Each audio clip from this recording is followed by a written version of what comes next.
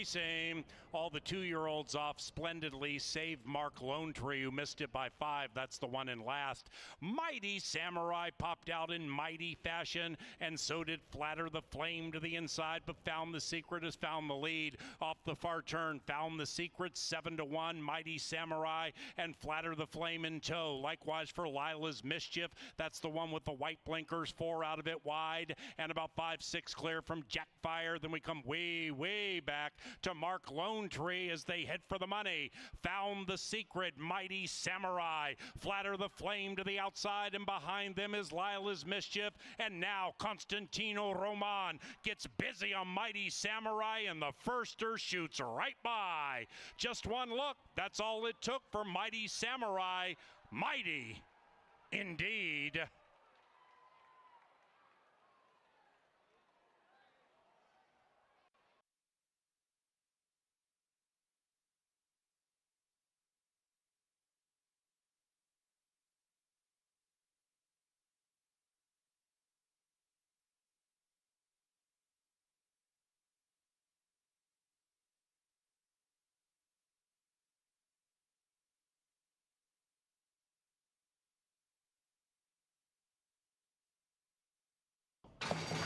And they're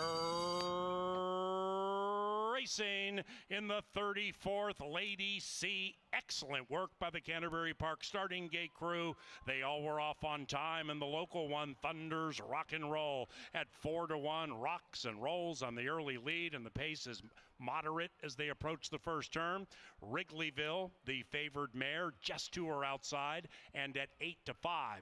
As they corner, it's 2-5-3-1-4, and they're covered by 6, and they're chasing Thunder's Rock and Roll. Outside of that, Wrigleyville under a very tight hold. 2.5, 3 lengths back, Salty Senorita, now joined by Ariana's Pearl. The long shot's making a move wide and is doing so to the outside of Just Ruthless. Up the barn side they go, and the Lady Canterbury with a half-mile to travel. Manny Americano and Thunder's Rock and Roll trying to sail wire to wire. Cabercoa and Wrigleyville still poised to pounce just to the outside. Behind them, Salty Senorita. The Churchill Downs steam is all dressed up with nowhere to go. Just Ruthless is sweeping into the outside. Just Ruthless trying to win 2 in a row from Aragone's Track Horseshoe. About 4 lengths out of it. And after that, Ariana's Pearl, Thunder's Rock and Roll a nose. Thunder's Rock and Roll, Wrigleyville, Just Ruthless on the wide side. Behind them, Salty Senorita, and the long shot Ariana's Pearl is even in it. They come down to the final football field. Thunder's Rock and Roll, Wrigleyville, Just Ruthless, and between them, it's going to be a wild photo, but the victorious filly is Wrigleyville.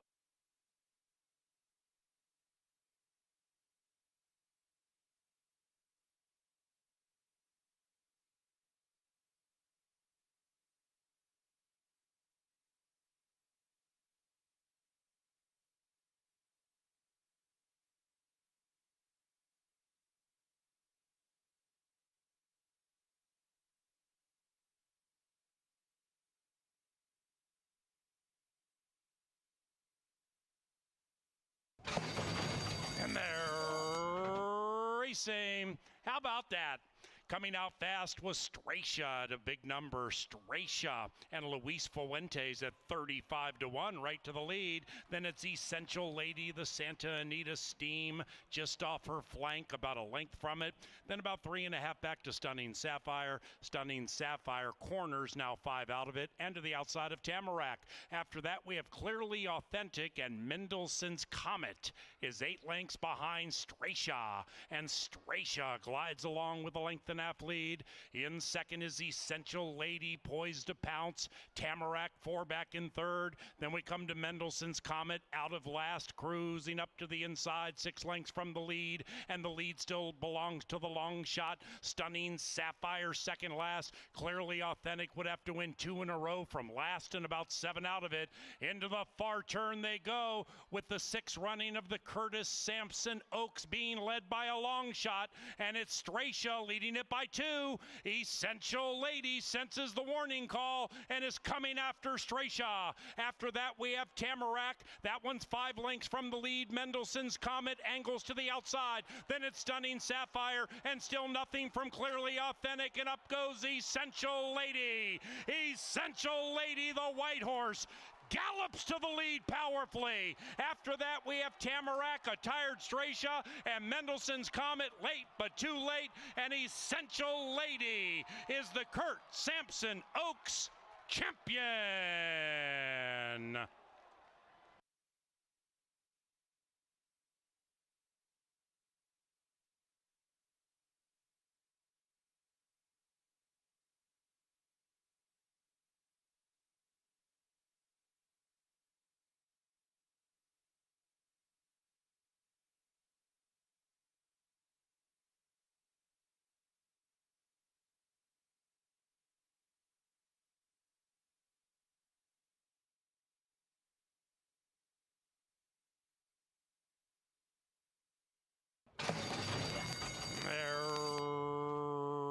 Racing. Maidens off squarely, and the one on the far outside, Kalatua, made the start, and Kalatua immediately to the front. Now joined by the firster, Line of Reason, and those two race 2.5, 3 lengths away from Rudy Won't Fail. Right behind that one, we come back a length and a half, Igniting Ember, 7 out of it, and Kalatua takes the lead and runs away by 2. Make it 3. The favorite, with a burst and a keen turn of speed, has put 5 on the other 5. After that, we come back to Igniting Ember, second last, and the one and last is 2 Jack. They're approaching the top of the stretch, and Kalatua and Manny Americano still show the way, handheld round about the quarter pole. Kalatua so far in a 1-horse race. Rudy Won't Fail still in second, Line of Reason back in third. Then it's Neoteric closing up on the inside. After that, Igniting Embers and 2 Jack. Kalatua slowing down with 150 to go, but doing so with a healthy lead, and Kalatua has run them into the ground. Nice effort by Rudy Won't Fail, but it will only be for second. Kalatua first, 6-2-1 in race 4.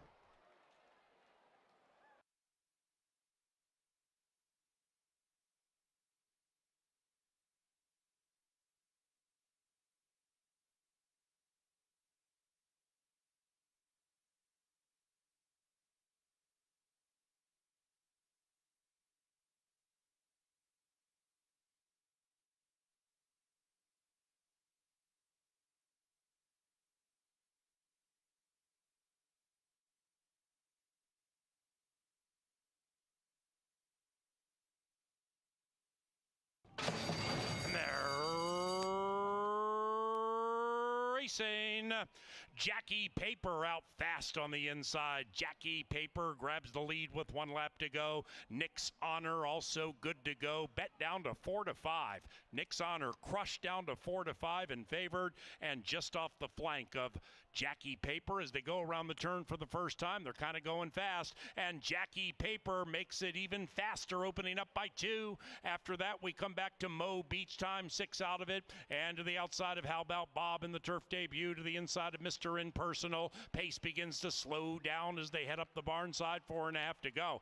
Mr. Impersonal in the clear, 6 out of it, 1.5 to the good of Mr. Mo's Magic, and Ultra Extreme is last and 10 lengths rear most. A little less than a half mile to go in the Canterbury Derby. Into the far turn, Jackie Paper at 5-1 continues to show the way and do so clearly. Nick's Honor cutting into the margin, cuts it to a half. After that, we have How About Bob sequestered and joined by Mo Beach Time. Behind them, we have Mr. Mo's Magic, Mr. Impersonal also making a swift move, 3 out of it, and Ultra Extreme is 9 lengths in last. Nick's Honor takes the lead, and Nick's Honor puts the head in front of Jackie Paper, who fights back diligently on the inside. Nick's Honor, Jackie Paper not done yet. After that, Mr. Mo's Magic. It is Nick's Honor grinding away. Jackie Paper comes back and is a brave second, but Nick's Honor is the Canterbury Derby champion.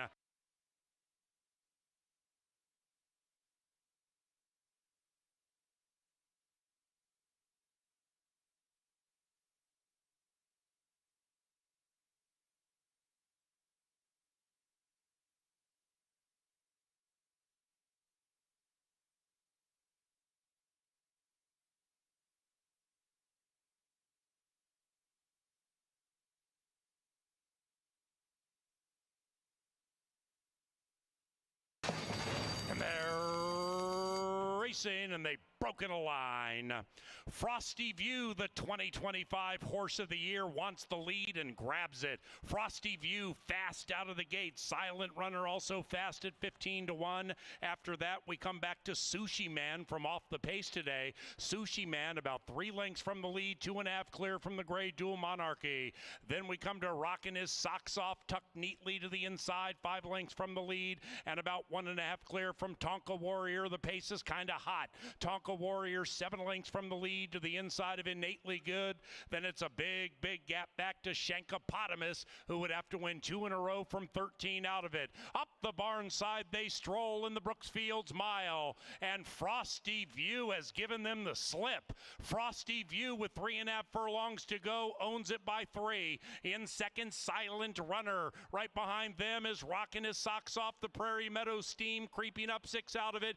Dual Monarchy is next to that one, 2.5 clear from Tonka Warrior, who will need a safe place to run. Sushi Man's coming with his run to the outside of Silent Runner, but Frosty View has a healthy lead with a 1/4 mile to go. And Frosty View, the 2025 Canterbury Horse of the Year, cuts the corner with the race to win or lose, and he's dominating by 3. It is Frosty View putting a chill over the field. Here's a late run from Tonka Warrior, who is surging late. Frosty View from Tonka Warrior.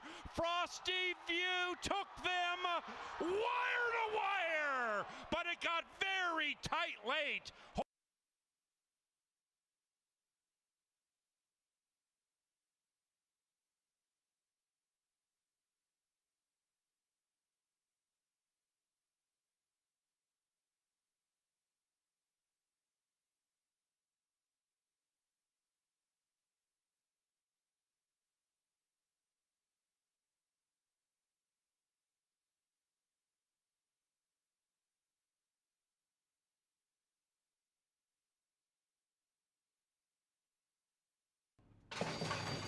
And the quartet is off, and it's a perfect beginning.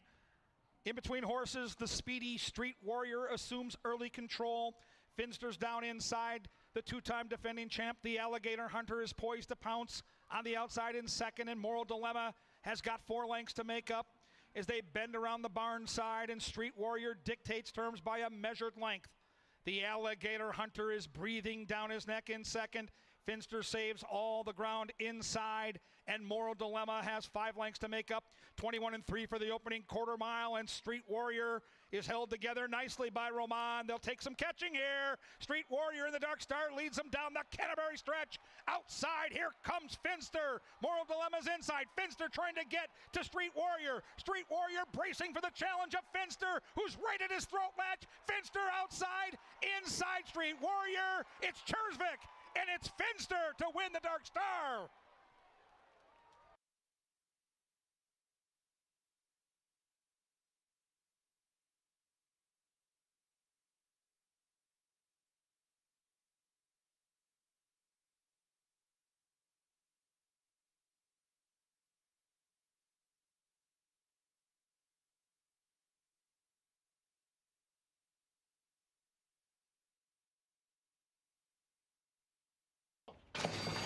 And they're racing. Nobody really keen to get on with that early lead, so Hey Y'all puts the head in front, and the favored Hey Y'all takes the lead, joined in kind by Heavenly Captive right next to that one. Then on the wide side, Nancy Shaw is firing up to make it a line of 3 with about a 1/2 mile to go, and Nancy Shaw takes the lead. Right behind that one, the gray Tap to Go, 2 lengths from the front, 2.5 clear from Kind Kismet to the outside of BL40, 6 Sardined by 5, and they have 3 to go chasing the 6. Nancy Shaw, Hey Y'all's in a difficult spot just off the heels of the leader and still on the inside. Meanwhile, Heavenly Captive makes a smart move. Hey Y'all's kicking through to the inside. Kind Kismet is outside of them. Then it's BL40, and Tap to Go has tapped out. They're into the final 250, and up goes Heavenly Captive. Hey Y'all trying to fight back on the inside. Behind them, BL40's running nicely, trying to catch Heavenly Captive. Hey Y'all second, then it's BL40. It is Heavenly Captive to win.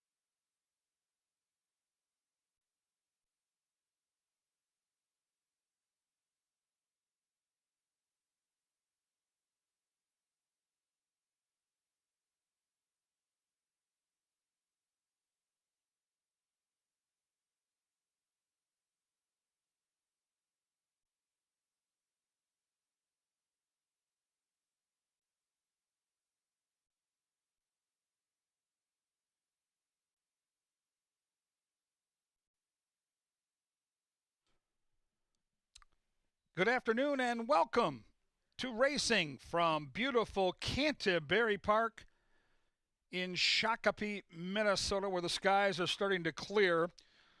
The main track is listed at muddy, and we are off the turf today at Canterbury. If you'll get your programs handy, we'll go over the changes on today's card.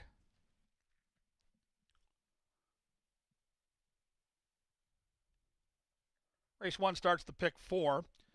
Pick 4 sequence starts in the lid lifter.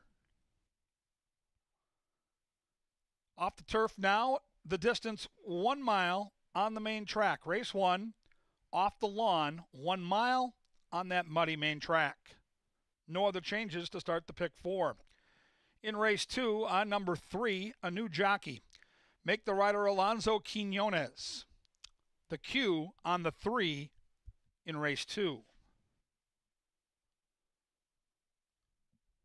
Race 3, take out the 2, Baby Doll Peach, and scratch the 3, Midnight Joy. Off the turf, again 1 mile on the main track. No place, no show, no trifecta, and no superfecta. Win and exacta, 2 and 3 out, 1 mile main, race 3, which starts the pick 5. Race 4, scratch the 4, Charlie's Mint. Race 4, kindly remove the 4.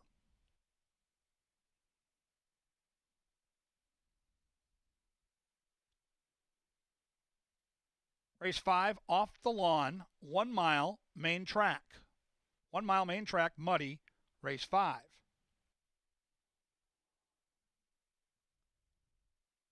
In race 6, new rider for number 5, Jermaine Bridgemahan. Jermaine Bridgemahan picks up the mount on the 5 in race 6.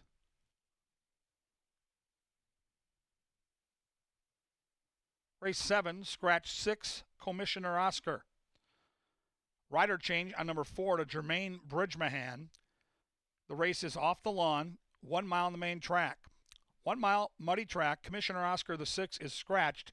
Bridgemahan picks up the mount on the 4 in race 7. It's Pepsi Family Day. Ready for a big day of racing? Head down to the paddock in about 5 minutes. Today at the races, we'll handicap it. All 7, sponsored by Touchdown Tile. Up next, though, everything important going on here at the park, led by Jeff Madej and Angela Herman. Well, thank you, Kevin Gorg. And here we are in the First Bet studio. I'm Jeff. This is Angela. And it's Pepsi Family Day. But first, and we've got a lot of things to cover here because this is a big week ahead. But last night was the Northern Stars Turf Festival, a night full of stakes races, all on the grass, 4 of them at a mile, a lot of money given away, excitement galore. Watch this. 2025 Canterbury Horse of the Year cuts the corner with the race to win or lose, and he's dominating by 3. It is Frosty View putting a chill over the field. Here's a late run from Tonka Warrior, who is surging late. Frosty View from Tonka Warrior. Frosty View took them wire to wire, but it got very tight late. Trainer Joel Burnt. Just one of many thrilling finishes last night. But Frosty View, last year's horse of the meet, had one race off a layoff, and last night inexplicably got loose on the lead, put such a big lead up that Tonka Warrior, too far back, just could not make up the ground, lost by that much. But Frosty View, again, finds the winner's circle. Oh, that's the reason he was the horse of the year last year. He can take that speed, stretch it, and get in a fight and win. You know, it did get a little dicey late.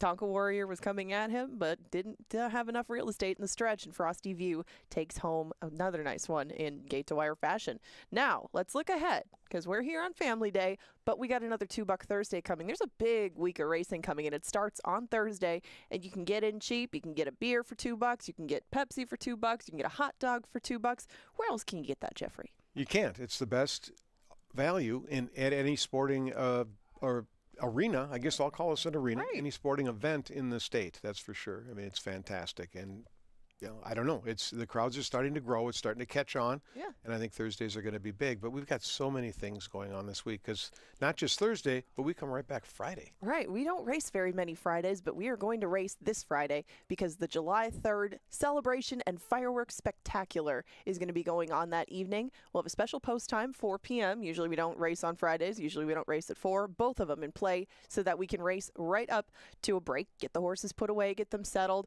get everybody prepared for the best fireworks display in the state. And you can do it the night before the 4th. You don't have to choose where you have to go. You can kick off that holiday right here at Canterbury Park, and it is a fantastic display.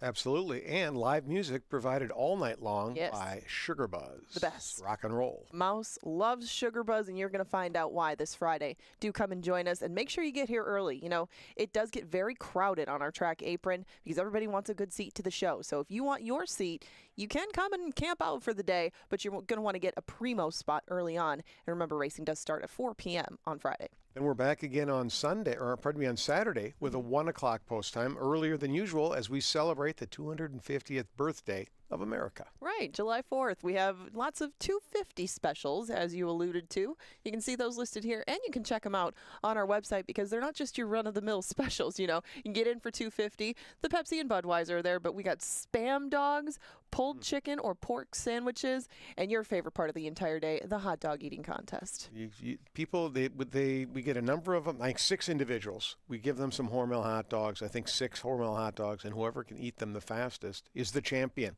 And it's quite an affair. It is. It is something I do not have the stomach for, but if you do, that is going on Saturday. Remember, post time is 1 p.m. And, of course, if you want to handicap any of these days, well, you just head over to Brisnet, and they won't charge you for our past performances. That's right. They're all up there now. I just checked. You can get every race day for free at brisnet.com. So just log on and download those PPs and start handicapping because you've got a lot of work to do. We have some really good racing ahead. Let's get back to today, though. It is Pepsi Family Day, as we mentioned, and that means there's pony rides, there's face painters, lots of things for the kids to do, including joining the Junior Jockey Club. As they should, yeah. I mean, where else are you going to get to meet the athletes that are in the sport? You know, you don't always get to meet the quarterback of our local football team. You don't get access to those athletes, but not only can you join the Junior Jockey Club and get more information about all of them, you can meet our riders each Sunday, and today it's Fausto da Silva. That's right. Fausto rides in race number 2, and after he wins that race on Mighty Army, he'll get cleaned up, and he's probably not going to be muddy because he's going he's going right to the lead. But he'll get ready. He'll come out after race 3. You'll talk to him a little bit, introduce him to everyone, and then the kids can come down and meet Fausto, get an autograph, get his trading card, get photos taken. Yeah. It's a lot of fun, a chance to meet a pro athlete. Right, and that's right out by our winner's circle. So you see a couple of decks out there. Make sure that you make your way out towards the winner's circle. You can't miss Fausto there. There'll be a little line, a little table if you want to get something signed. Whatever you're looking for, if you want to ask him some questions, take a picture with him. He'll be there. Who's our top trainer and jockey? Let's find out. Let's take a look at the Loeffler leaderboard because right now those standings sit fairly similar to what we saw previously, but now there's an additional win between Mac Robertson, our leading trainer, and Jose Silva. Now, you predicted last night that Tim Padilla would surge. He did have 1 win. He might be sitting on at least 1 more, if not 2 today. Yeah, maybe right away in the opener. You know, he's got 2 shots at it. I happen to like one of them, and he could, again, make a little bit more ground on the top 2 trainers that we have, and we turn things over to the rider side because these guys are in the mix just a lot more. You can see more mounts, and they're making it very, very interesting up top. Constantino Roman, now just a few behind Eddie Gallardo. Manny Americano leads the way. Yeah, but it is getting tight because some of these riders now, especially I think some of them that came from Phoenix. Now, Americano got a lot of live mounts right away, but some of these guys were riding horses that maybe needed a start. Now they're getting their second start and their third start, and they're starting to win races. So things are going to tighten up here, absolutely. And that's a look at the standings as they are now. We've got mud in the mix today, so we'll see how that affects your handicapping. But if you want to take that handicapping and potentially make it into a whole lot more, $40 for a Canterbury Park feeder, not a bad deal or way to start on your way to the BCBC. No, we had these $40 feeders every day of the meet leading up into last night, where we had that was the kind of the finale of that first series where players competed for a $10,000 Breeders' Cup Betting Challenge seat, and that, I think it took $4,000. They turned their bankroll into $4,000, but most of them got into that by playing these $40 feeders. So we start another series. They'll run every day up through September 17th, and then the winners meet on the 19th and compete to win entries to the National Handicapping Championship. So, yeah, so these are some big things, but it's a chance to take your opinion and use it to make some money. You can join by playing on ExpressBet, the official app of Canterbury Park. There you go. And if you want to take that handicapping and make it into even more, you should play our Pick 5. Why? Because it's 10% takeout. That's the lowest in the country, and that makes it pay a little bit more back to you. You know, a sequence that wouldn't pay quite that much elsewhere really only takes 1 or 2 upsets, and it pays big, and that is one of our best bets at the track. And remember, it's picking the last 5 winners on the card. You can use as many horses as you'd like in each leg. You don't have to narrow it down quite the way that I did, but there's some strong opinions laid through this ticket. So this one only costs you $12. I mean, I'm going to spread out a little bit when we get to the 2-year-olds, when we get some races that were taken off the turf. And, you know, that leaves you with some wiggle room. You don't have to be exactly right on every race, but Auntie Vodka is going to be a big favorite. And, of course, Tiki Hep probably will be too. So rather than double the ticket, triple the ticket, we'll just narrow it down to them and hope that they run their race. I like that sequence. Now, what about a bet of the day that we can make some money on? Well, right. So within that sequence, you do have a pick 3 that I was looking at. And, of course, things do change a little bit as the day goes on. But, no.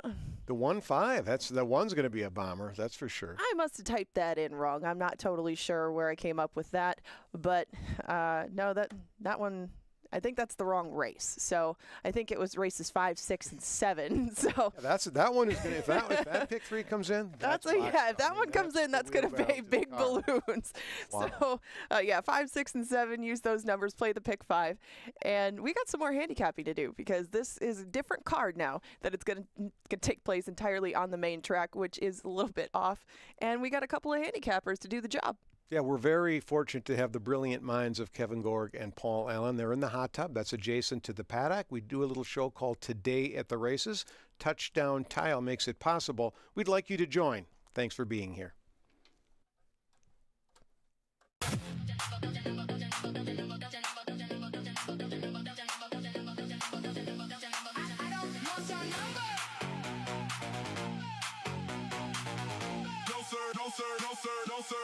I don't want your number. I'm looking at the horse right now. Not a drop of sweat, good muscle. Maybe those workouts are legit. Second half of the double. They'll be at the gate in around 8. And then they're going to get it home.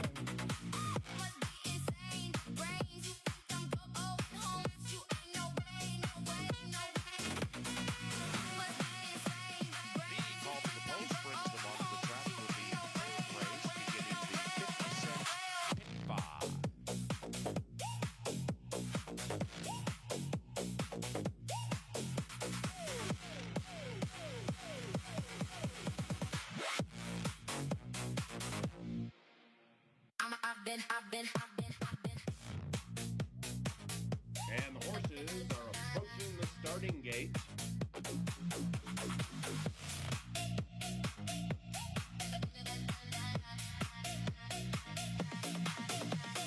They're in the gate. Good luck. And they're racing. And we have 4 in a line in the middle stages of the backstretch. I don't want your number.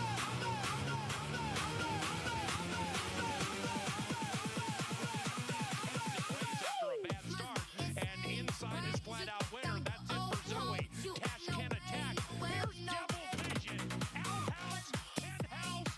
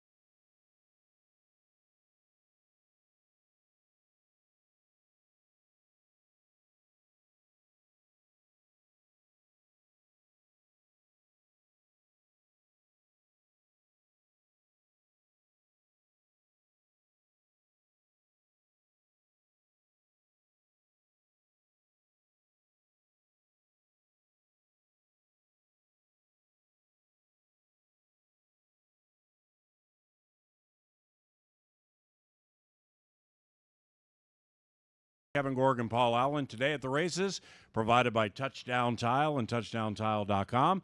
It's quiet here right now, but what Kevin likes to call this, as he shared with us on the escalator ride down, this is the calm before the storm, as just was eloquently laid out next week with Thursday, Friday, Saturday, and Sunday racing. We expect Boffo turnouts, exciting races, and those of you here today, hopefully you're able to make some money. We every Sunday, we have something that we started this year.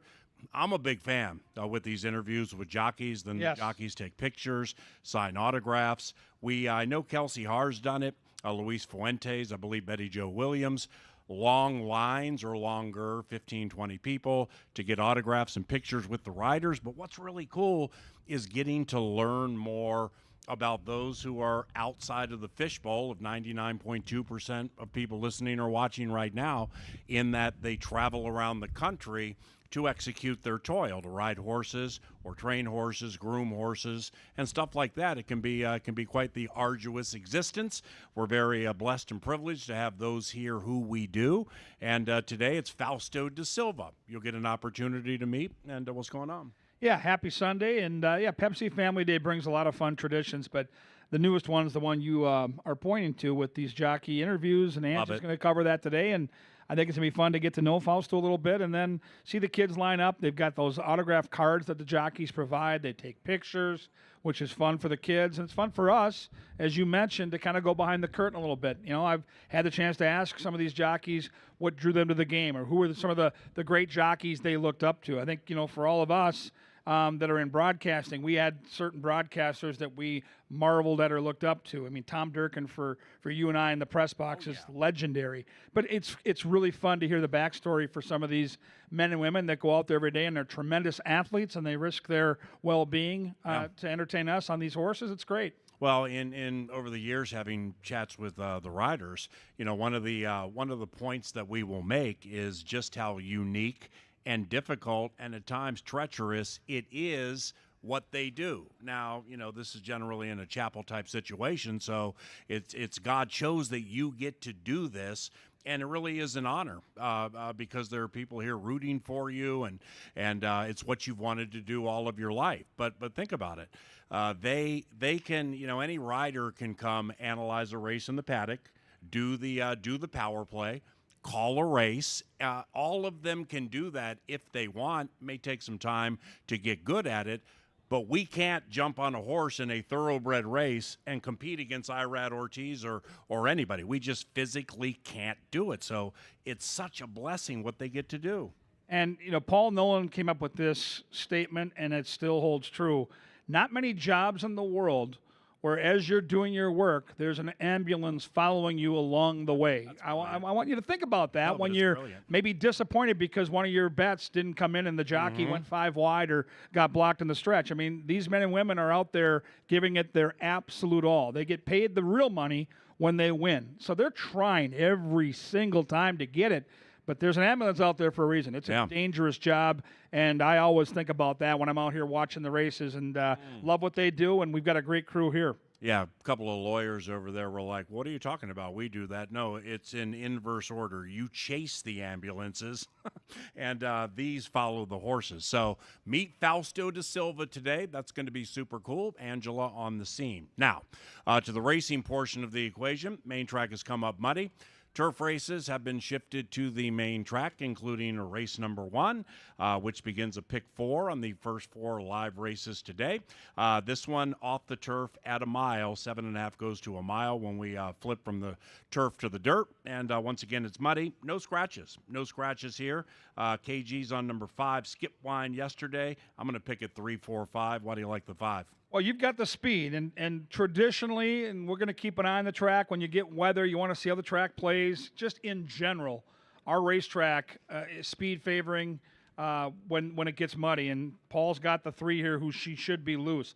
I don't think the 5 will be too far behind, and she comes off a win on this track in the mud with a 71 buyer figure. I mean, the old saying is Helen Keller could find this one. I mean, this one stands out like a sore thumb. So, I mean, I'm not breaking news here. If I could get fixed odds at 5-2, I'd ask Mr. Sampson for a loan and maybe unload. But this horse probably going to be 3 to 4 to 5. and I think the 5 is going to be really tough to beat. I go 5, 2, and 3. Yeah, I'm going to try to beat the horse, believing the first off the layoff, not that long of a layoff from Tampa Bay Downs to Canterbury for Kurban Dioro. That last race was an aberration. It's the forgiveness angle. We don't have any works after, which I wish we did, but nevertheless, Constantino Roman, arguably the hottest rider at the track, he's keeping the mount. So therefore, there was probably something, and we have a class ascension too. So Constantino's going to stick with this one, and Quinones is on the one absolutely to beat, but I'll try to beat it 3, 4, 5 in race number 1. The second of 7 today. We have no scratches in this one. Number 3, Heavenly Conveyance, is now ridden by Alonso Quinones. 8-5 morning line favorite here. Big Hammer. KG and I take that one. Third member of the Steam Team, Angela, takes Heavenly Conveyance. Why you like the Hammer? Couple reasons I like the Hammer. Bred to love a wet track. This is the son of Uncle Mo. There's some Indian Charlie in there. That's why you see the big gaudy Tomlinson. But when you see a $10,000 claimer take down a stakes horse like we did last night in Finster, and Big Hammer comes out of that race. Yeah. Now, he was beaten soundly, but he had not raced since December. Yeah. I love the Big Hammer. It's hammer time in race 2 for me. I think this horse has a class edge. I think this horse is going to get a really good trip from off the pace. And I think there's just enough speed with the 3 and the 5 to set him up. I go 2, 3, and 1. I'm going to take it 2, 3, 4. Number 3, Heavenly Conveyance, is absolutely the wild card in here, or the one to beat in my estimation, because Heavenly Conveyance found a way to make $60,000 last year, going 7 for 11 in the top 3. I've gotten to know the Tranquilino family quite well. Santiago's a fantastic horseman, and he got this one good last year when it ran 3rd, 2nd, 1st, 3rd, 2nd, then left and got a little layoff, went to Arkansas. So it's adroit by Team Robertson, Mac Robertson, and owner John Mentz, who I think is our leading owner right now, to recognize, hey, it's April 24th. Canterbury begins in a month. I think I'll dive in and claim this one. So then they came to Canterbury, and things didn't go exceedingly well in the Halo Music race. Fast race as we go here for 7 furlongs, 23 and change, 110 for 6 furlongs. That's quick as our 7 furlong races have gone. So I wouldn't be surprised if Heavily Conveyance won than Mighty Army. But nevertheless, 2, 3, and 4. Now, the third race is off the turf. The distance is okay. We scratch numbers 2 and 3. Scratch numbers 2 and 3. So we have a three-horse festival here with Radio Charlie, Tiki Hut, and Evocation. There is no place, show, exacta, trifecta or superfecta wagering. Win bet here on Tiki Hut, or what do you do? I picked it 4-5-1. Yeah, Tiki Hut is, there's just no speed on paper. And Tiki Hut might end up just inheriting the front and should be legged up off a nice maiden win. Maybe it's a light bulb race. It took her 11 to get there. I always thought this horse might be better on the dirt, especially a wet dirt. This horse is bred to be a mutter, no question about it. So, yeah, 3-horse race. I'm not going to get too elaborate here. I'm going to make a win bet on the 4 and maybe move on. Now, with the past performances, daily racing form past performances, you've heard Kevin a couple of times mention Tomlinson ratings or wet track ratings. Those would be top right of a past performance. You'll see the word wet, then in parentheses, the number 412. When you get up there around the 400s, big, or 380 or above, those are big numbers per breeding. See you, Moosey. Bye, Jonathan. Per breeding, like with Tom's Detot being the father, Just Be Kind being the mother. How reliable are those, have you learned over the years? I think you got to pick your spots. It's like anything else. It's an analytical equation. And, for the benefit of being nearly 60 years old and having played the horses for the last 40 years plus is now I've seen the moms, the dads, the grandmas, the grandpas. I've seen all these horses run. And so when I look at the form, like I'll give you an example with the 5. If you see Spikestown in the bloodlines on a muddy day at any track in America, what you do with the 5, you can see the grandsire of Evocation is Spikestown. That might be the best bloodlines I know in my time watching and betting on horses, and that's little things you pick up. And so the Tomlinson the number matters for sure, but having the data that you remember and know And if you're in the game, like that's a horse you'd know. Hard Spun Yeah. is a horse that was a Triple Crown horse. That's a big-time mud bloodline horse. So I love stuff like that. Yeah, I don't know what the turf example would be now, but like 5, 7, 10 years ago, Red Ransom. Yes. Like everything Red Ransom had that went to the turf was running well for a patch, you know? For sure. And that's the fun stuff you pick up. That's why you love the game, because I mentioned I've been doing this for 40 years. I leave the track almost every day I'm here picking up another little nuance that I can use down the road, and this is just one of them. When it gets muddy, there are chances to make money, and today's one of those days. Race number 4 has the future of Minnesota racing in front of us. We have 5 of them battling. Scratch number 4, Charlie's Mint. These are 2-year-old baby girls, all bred in Minnesota. Outside of the scratch of the 4, we have no rider changes. Number 5, Summer at Canterbury. Pete Matson, Tim Padilla, they own. Tim trains. Alonzo Quinones rides. Mr. Matson, along with Tim Padilla, unveiled a nice 2-year-old boy yesterday named Mighty Samurai.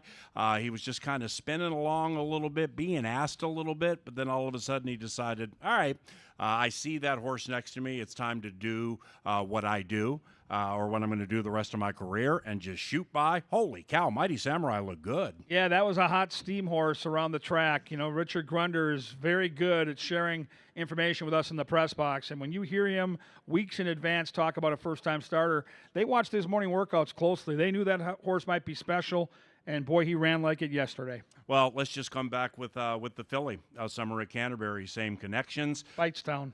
Yeah, there we got Speightstown there. We also have Candy Ride as the Grand Dam, Argentine bred. That we can get into the weeds with that some other time. But Argentinians on wet tracks traditionally have been really good for many, many years. Small feet. Small feet for sure, like Bayakoa and Pasciana. So I'm going to pick this one on top, as is Kevin. It's 5-6-2 for me. What about you? Yeah, 5, 6, and 3. I'd have to use all 3 in my pick 4. And the 3's got that hard spun part of the bloodlines there on the grandsire side. And Troy Bethke's horses are coming to the track ready to go. Troy's done an outstanding job. He's one of our best. Always has been, always will be. One of my favorites. And, you know, the Offerman gang on the outside, they're always in place. So 5 looks good. 5's the horse to beat. But I'm going to use the 3 and the 6 with some confidence on my pick 4 and try to survive that first leg. In race number 5, the Minnesotans were entered and woke up this morning thinking, all right, here we go with some cool turf racing. Mother Nature said no. This one is off the turf. Main track currently muddy, but it is a little breezy here, so it might dry out rather quickly when we get up to race number 5. I picked it 5-3-1. Let me ask you this. With the surface switch here and with maidens, I mean, they're all looking for their first victory. Do you think the surface switch is going to amplify or really help things for anybody else outside of Kate Skate, who I think is going to be heavily favored? Yeah, I thought whether it was turf or dirt, the 3 and 5 were going to be heavily favored. They're going to be the 2 that separate themselves in the betting, and I don't think it's changed one bit. They both have experience on both surfaces. They both look like the best horses on paper.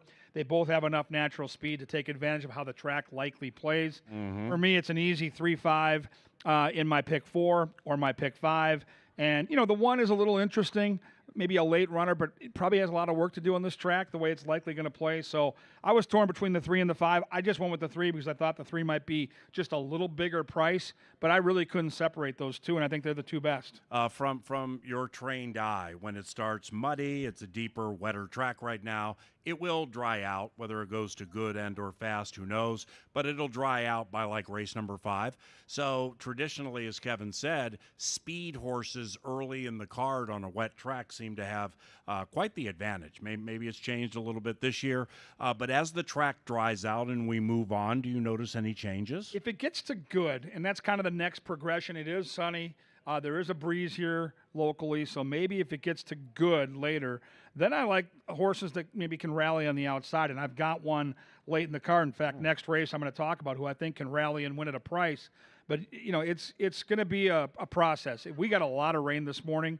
We had a couple big storms, you know, roll through this area. So I'm going to keep an eye on it, PA. I think the speed's going to be very good early, but I think late closers will have a better opportunity, to your point. Yeah, this Kate Skate, trained by Joel Burnt, dear friend of ours for many years at Canterbury.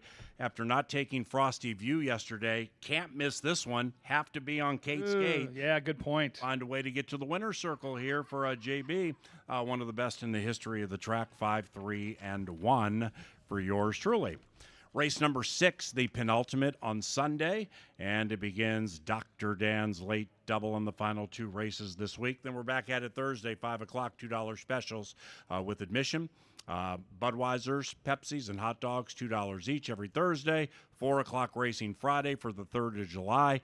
Fireworks after, best in the state, then 4th of July, and a Sunday Family Day a week from today. Number 5, Lady Astrid, ridden by Jermaine Bridgemahan. Bridgie picks up number 5 in race number 6. Who do you like? Well, it's impossible not to like Auntie Vodka. She's going to be 1-2, 2-5, and listen, as you go through a 7-race card with scratches and 3-horse fields, at some point as a handicapper, you're like, well, I'm not just going to go chalk all the way through. So Auntie Vodka is going to be tough. I'm just going to start by saying, listen, if she wins and pays 280 and I don't have her, there's a reason. Yeah. That reason's my woman. I thought there was enough speed in here. I don't love the inside post because Auntie Vodka likely has to sit maybe a length or 2 off the pace. The 6 filly is going to go. The 3 filly is talented and fast. Yep. And I thought, well, if they go quick and she gets in a bad spot and maybe I can rally wide.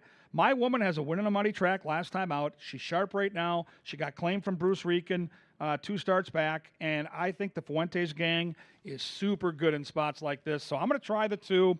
Understanding that the 1 is clearly the horse to beat. 2, 1, and 3 for me, PA. Yeah, I'm going to try to beat Auntie Vodka. I go 3-2-1 or 3-1-2, really either way. My woman with that nice wet track record and is just making plays right now. My woman is just sharp and finding ways to win. Long Gone Sally has run 7 furlongs 3 times in her life, and she's never lost. Okay, she's never run on a wet track. How wet's this track going to be by race 6? We'll figure it out. But the distance is a tricky distance. It's between the sprint and the route. And Long Gone Sally with that good speed and the hot jock, I'm hoping to get 5-2, 3-1 on this horse because I will make a win bet. I'll pick it 3-2 and 1. And in the lucky last, race number 7, the final live race today, Pepsi Family Day at CBY. Off the turf, distance is okay. Scratch numbers 2 and 6, scratch 2 and 6. And number 4, Mansoura, is ridden by Jermaine Bridgemahan. No show exacta or trifecta wagering in this race. The favorite in the race, you think stability is going to go favored? I certainly think so. Heavily favored?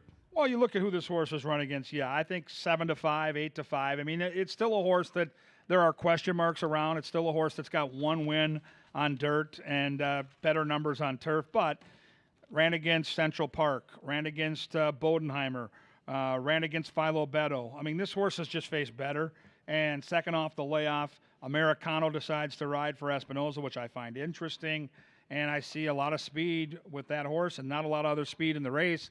I think stability clears off by 3-4 and says bye-bye. Is it a single? Oh, to 100%. Close your pick 5? Singling to close the pick 5. I think the 5 is a standout. So what I'm getting from you today is you are intimating if you play the pick 5 today, and you should play it every time you come to Canterbury because of the 10% takeout. For sure. Nation low. Even if you put 50 cents into it and use 5 singles, today seems to be a day where you can get away with certain races only using 1, maybe 2.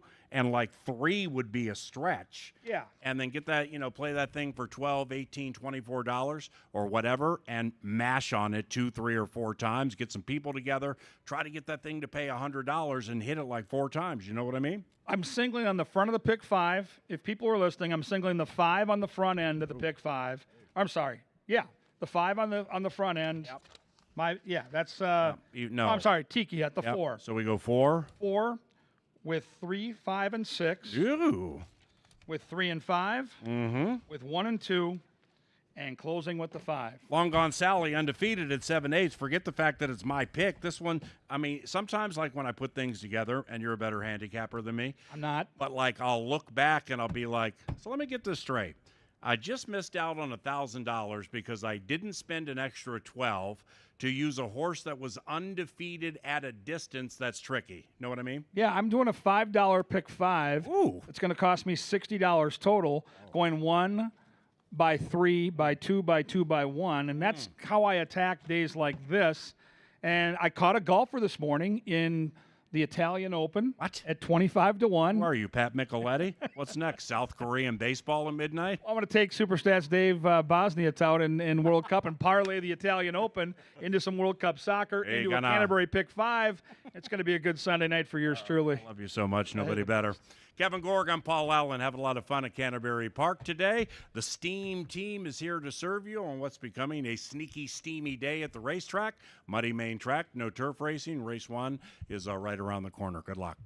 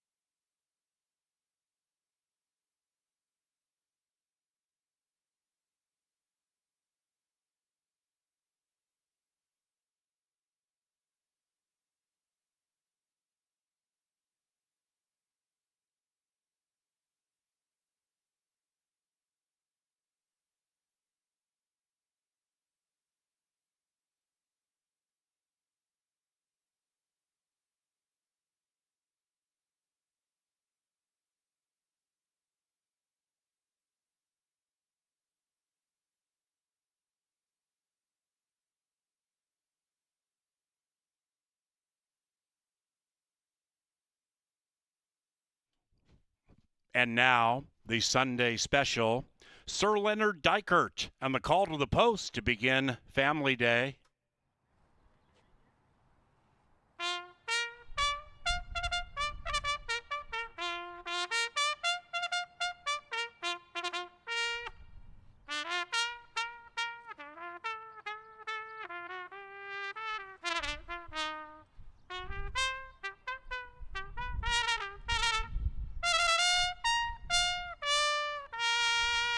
Happy Sunday, Mr. Dykert. Lynn Dykert, our bugler. Here they come to the main track listed as muddy. This race is off the turf. Distance 1 mile. No scratches, no rider changes. To the gate. About 5 minutes from now.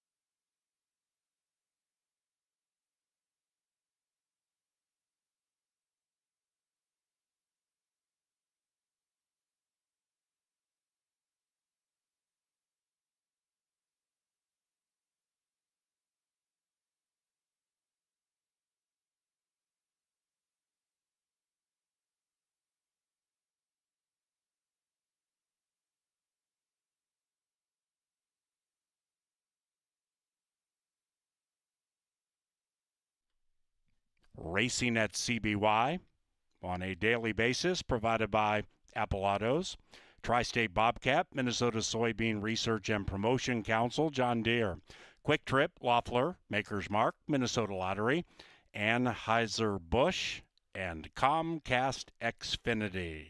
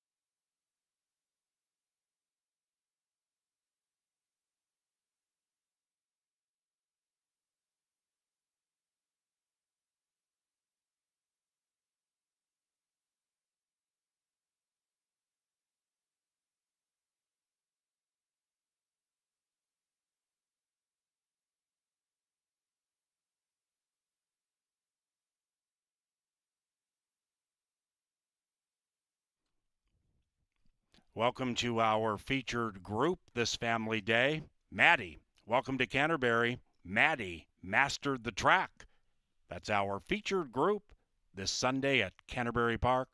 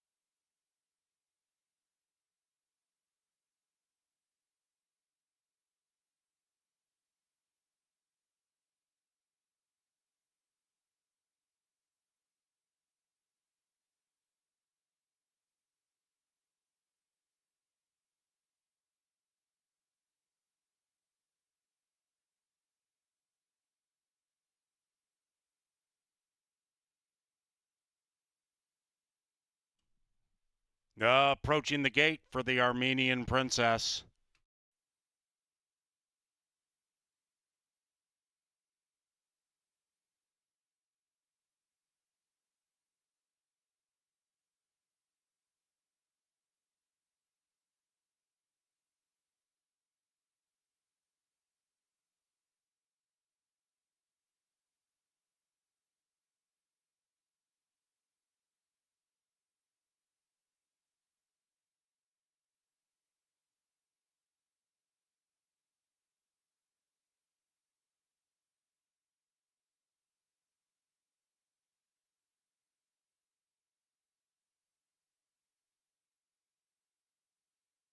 It's post time.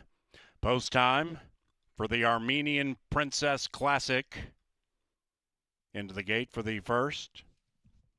Skip Wine yesterday, 4-5, and favored. Island Jive, trying to get that plus part of the Minnesota bred purse. Skip Wine yesterday, and the Q last in.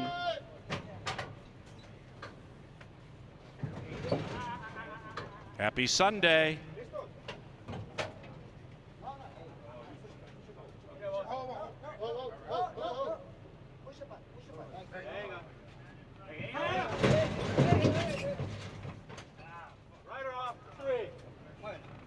Consternation.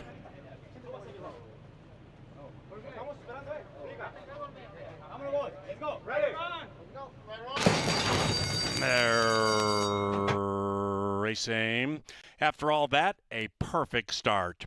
Irish Kitten at 9-1 fires out of the gate, looking to trigger a speedy upset.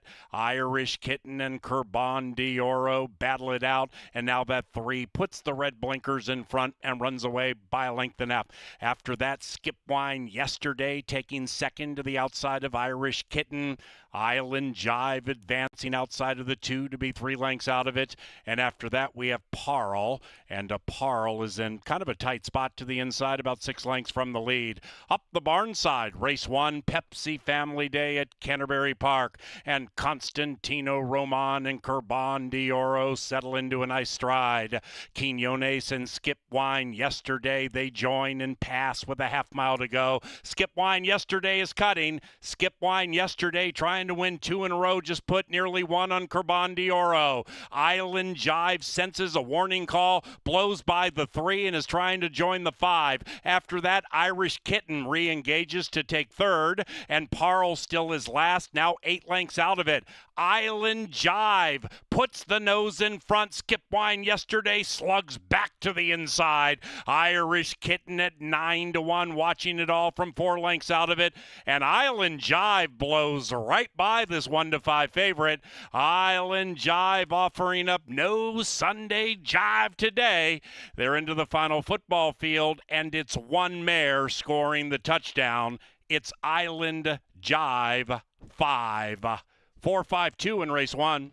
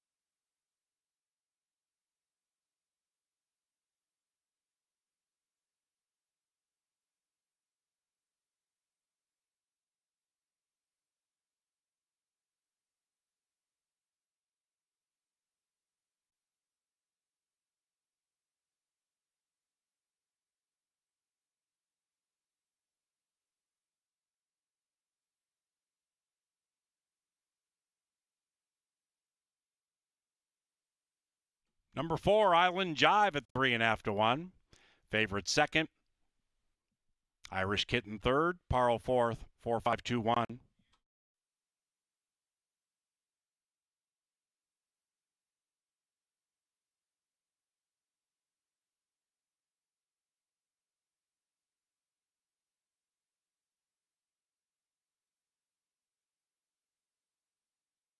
And the first is official. $9 for a $2 win wager on Island Jive. Skip Wine Yesterday paid $210, okay. Race 2, Main Track Muddy. Number 3, Heavenly Conveyance, now ridden by Alonzo Quinones. Race 2 provided by Apple Autos, the official vehicle supplier to Canterbury Park. Also, Comcast Xfinity and Furniture Mart. Just about 20 minutes to race number 2. Post time, about 1:40.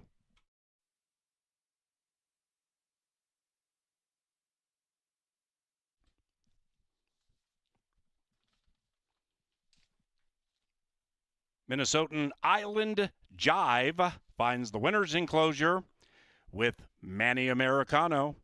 The winning owners, Windenwood Farm, and the winning trainer, Benny Woolley Jr. Island Jive is a 5-year-old chestnut mare by Barbados out of Jive Talk, bred in Minnesota by Suzanne Stables.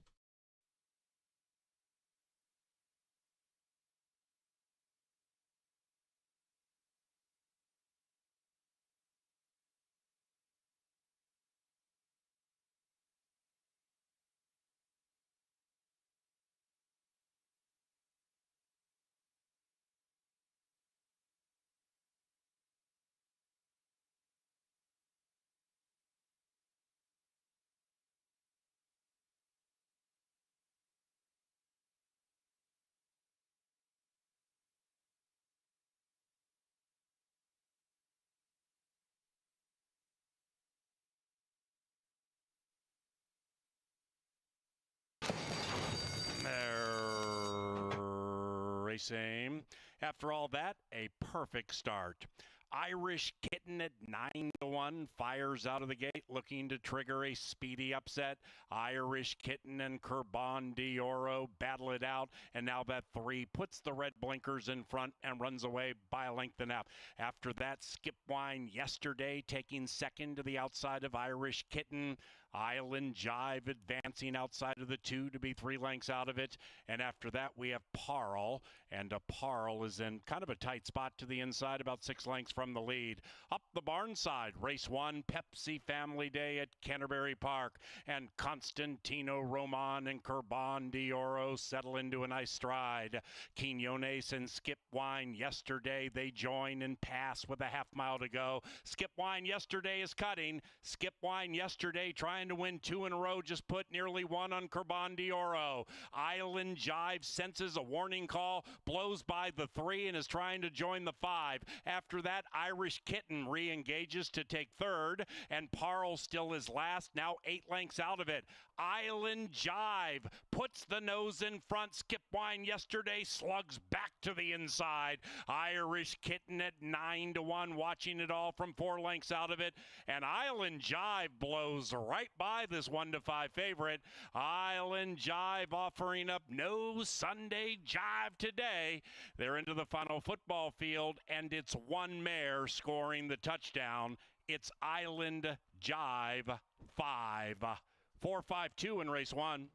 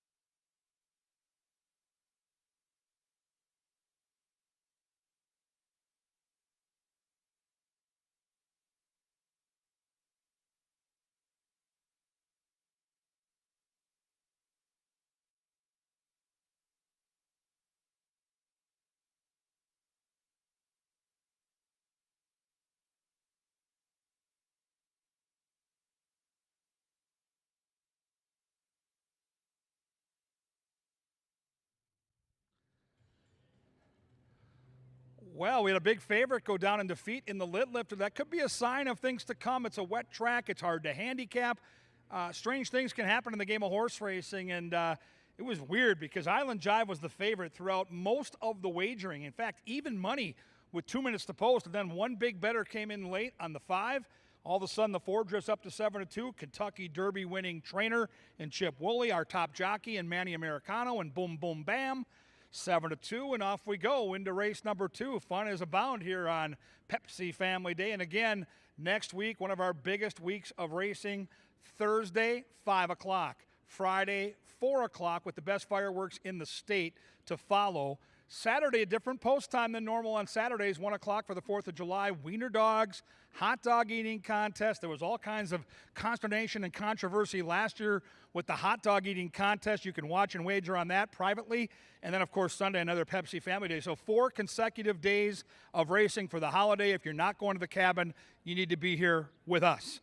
All right, race 2, we're going to go 5.5 furlongs. This is a very attractive allowance race with a purse of just over $23,000. Number 1 is Way Up North. This is a Minnesota bred taking on Open Company. And right on cue, the Soul Man finds this horse on the camera. Second off the layoff, cut back after showing speed at a 7 furlong distance. Constantino Roman's been red hot in the saddle. He gets the assignment. Rachel's out here in the paddock. Brucey's here too, so it all adds up to maybe an upset alert, as Mouse likes to call it. Upset alert at 6-1 on Way Up North, who I think is a contender. My top pick, though, is going to be the big one, Big Hammer. Looking good down here in the paddock for Novogratz. Cody Rosine, the conditioner, ran into a horse named Finster last time. Now, Finster is owned by Danny Chersvik. He won the Dark Star Sprint Stakes last night, so the Hammer, I think, well placed here. Off the pace, I see enough speed with the 3 and 5 to set it up. I think Big Hammer lays the hammer down in the stretch in 2-1. 3 is Angela's pick, and she's got the Q aboard Heavenly Conveyance, another Minnesota bred. How about the numbers at Canterbury? 10 starts for this horse at Canterbury on the main track, 9 for 10 in the top 3. Very consistent horse, exits a productive, tough race, has the speed to be near the lead. That horse is going to be tough to beat. Looking good down here is the gray, 8-5.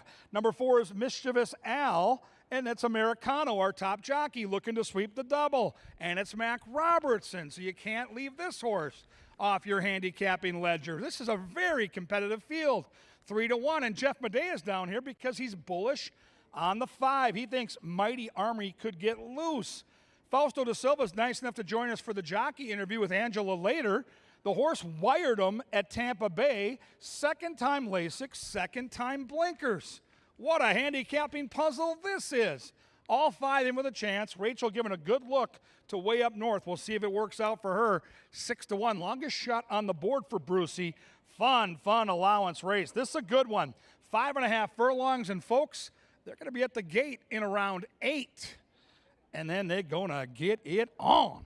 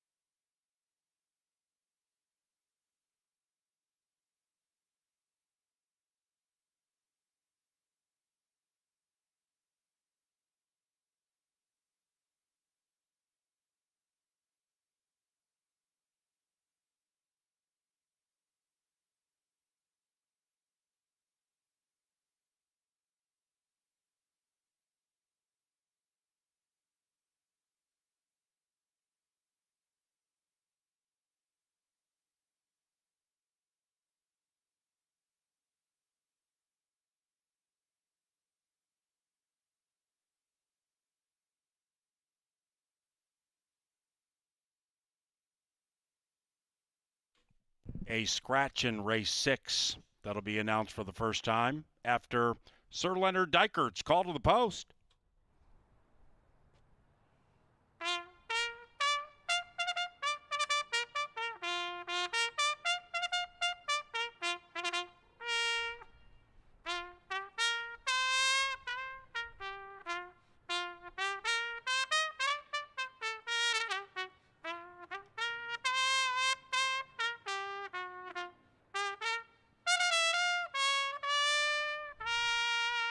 Second race, Muddy Main Track, number 3, Heavenly Conveyance, is now ridden by Alonso Quinones. Here's a scratch in race 6 being announced for the first time. Race 6, Canterbury, scratch number 6, Lexathea. Race 6, scratch number 6.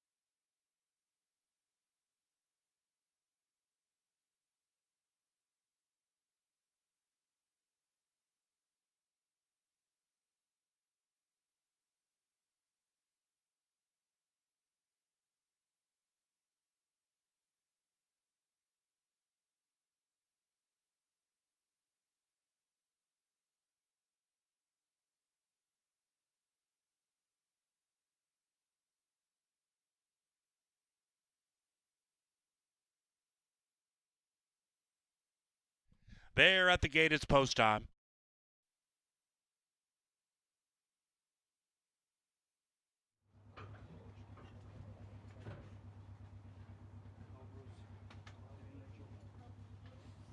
Big Hammer getting a majority of the win wagering late.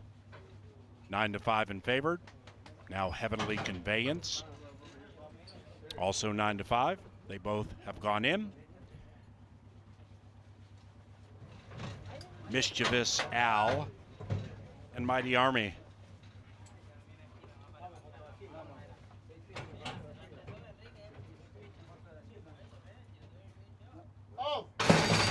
And they're racing. Big Hammer wins the start, looks to lay down the law early, but Heavenly Conveyance also flashes speed.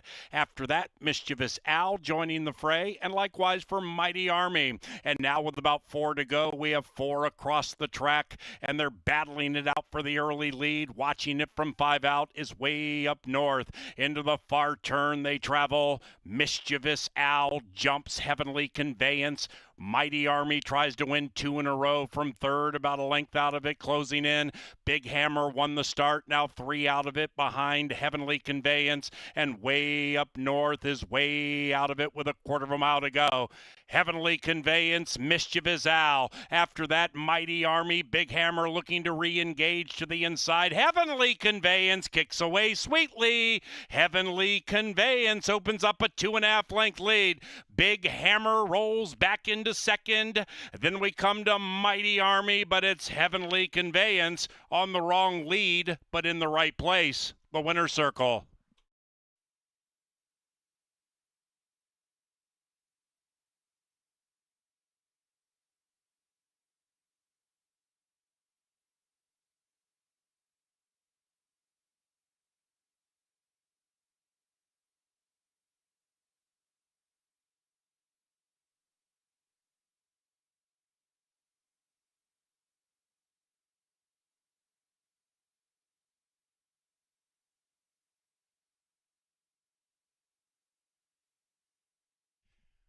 Number 3, Heavenly Conveyance first in 104.42.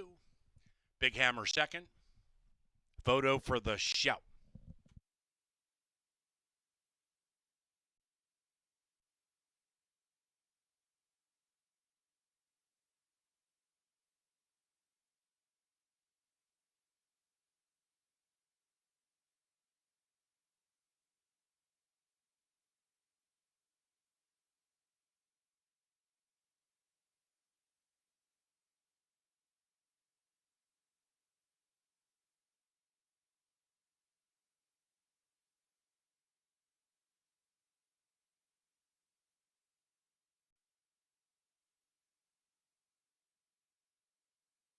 The numbers 3, 2, 5, 4. 3, 2, 5, 4.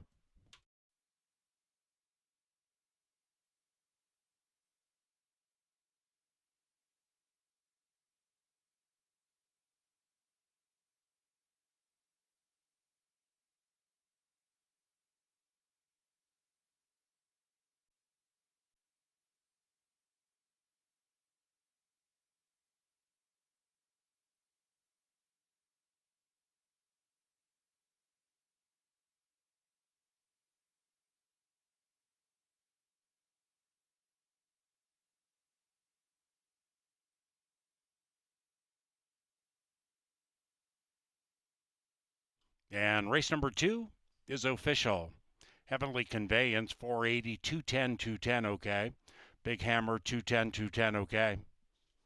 First double, $22. Race number 3, off the turf, distance okay. Scratch numbers 2 and 3. 2 and 3 out of race number 3. To the winner's enclosure, Minnesotan Heavenly Conveyance and Alonzo Quinones. The winning owner, John Mentz. The winning trainer, Mac Robertson. Heavenly Conveyance is a 5-year-old gray son of Conveyance out of Demi Delight. Bred in Minnesota by Kevin Conrad and Heaven on Earth. The third race is courtesy of Budweiser and Quick Trip. You can win 2 Old National Bank VIP experience tickets to the Ram Trucks Rodeo, July 17th through the 19th here at Canterbury. Full complimentary hospitality, premium seating, plus qualify for a $100 Quick Trip gas card. Enter for the gas card via the Quick Rewards app. Today is the last day to win.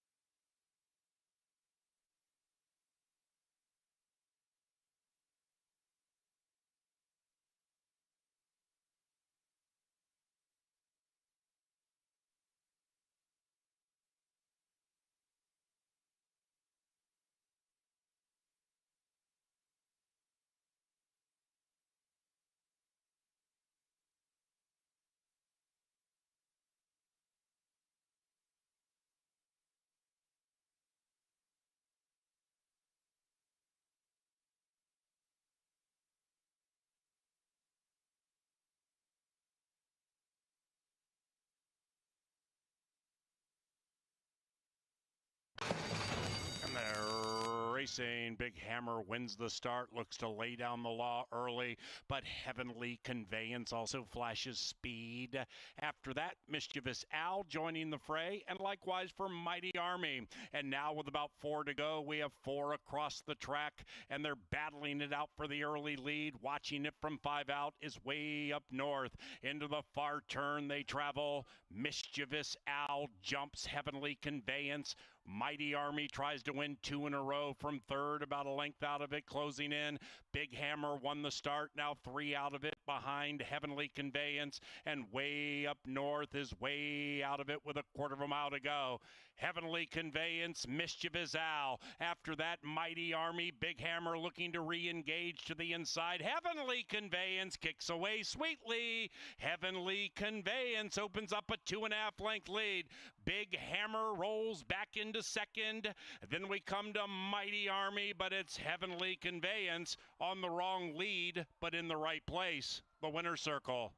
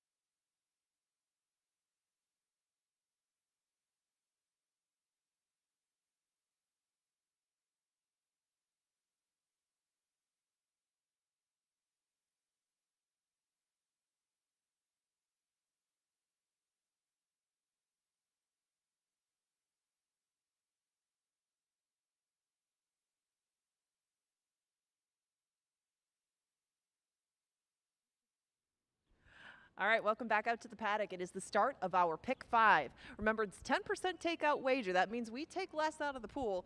More goes back to the winners of the pick 5, and that is the last 5 races of our day. A 50-cent minimum, and if you pick all 5 of those winners, you could get rewarded handsomely. Now, I didn't see it as a sequence that was ripe with too many upsets, so there are a couple of singles for me along the way. One of them comes in here, and that's Tiki Hut, just because of virtue of the scratches. I mean, you knew that there weren't going to be many left in here after we came off the turf, and Tiki Hut's run pretty well on the main track, so I'm going to single him. And then I'm going to use a few 3 or 2-year-olds. Minnie for the max, Summer at Canterbury, and Rhyme Away are going to be my 3 in the next race.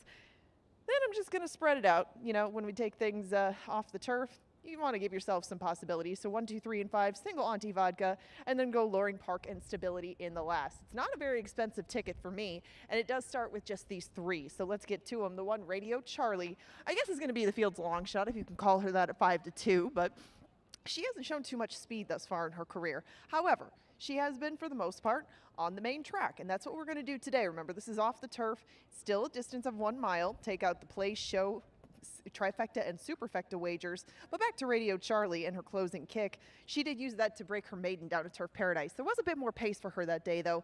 A lot of that field went for the lead. Radio Charlie sat in the right spot, and she went around them in the stretch.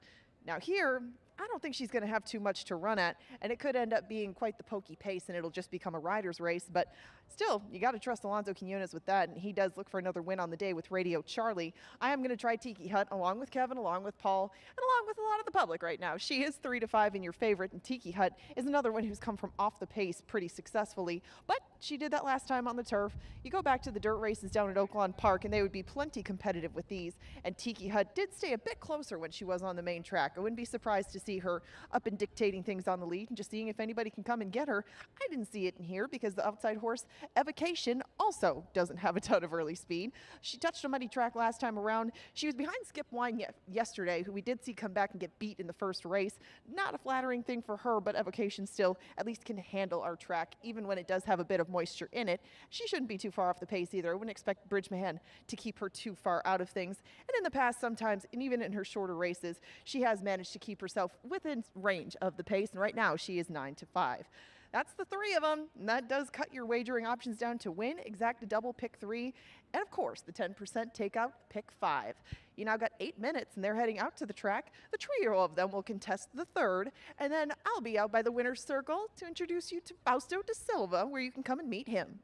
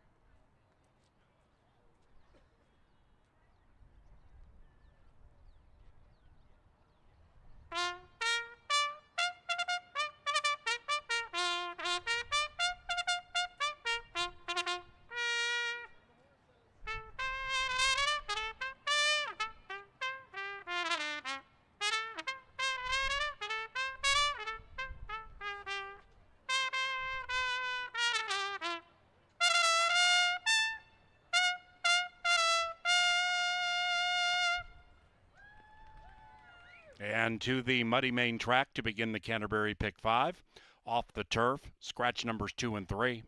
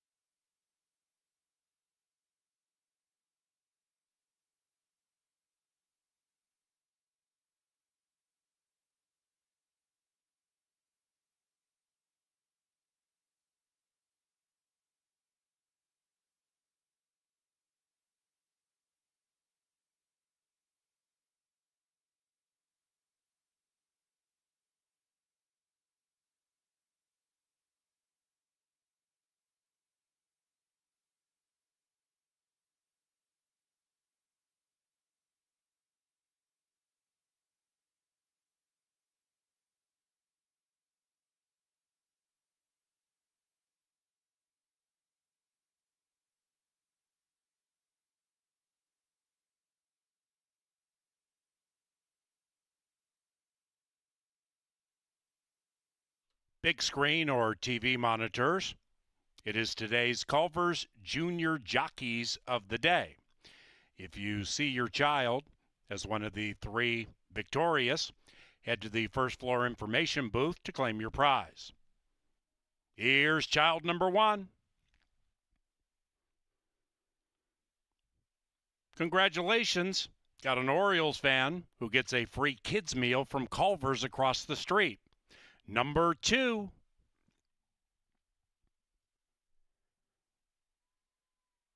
Right on. First floor information booth to claim your prize. And child number 3.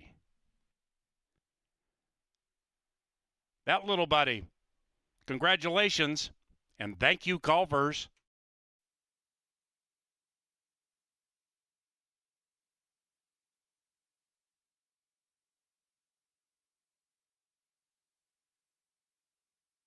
The main track for race 3, good. Main track, good.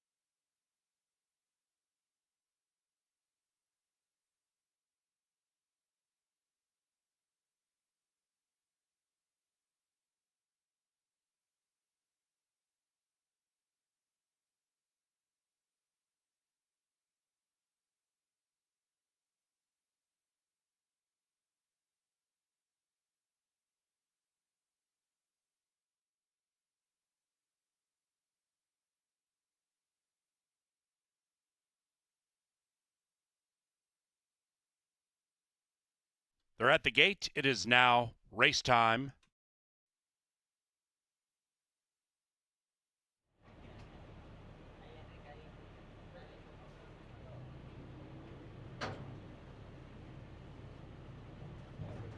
Radio Charlie, Tiki Hut, Evocation.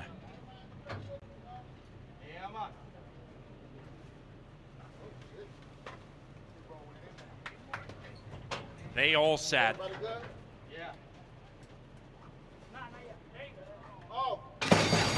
And away they go. Radio Charlie speaks loudly with that excellent break, but Tiki Hut has taken the lead, and the heavy favorite Tiki Hut gallops away by 2 as they negotiate the first turn.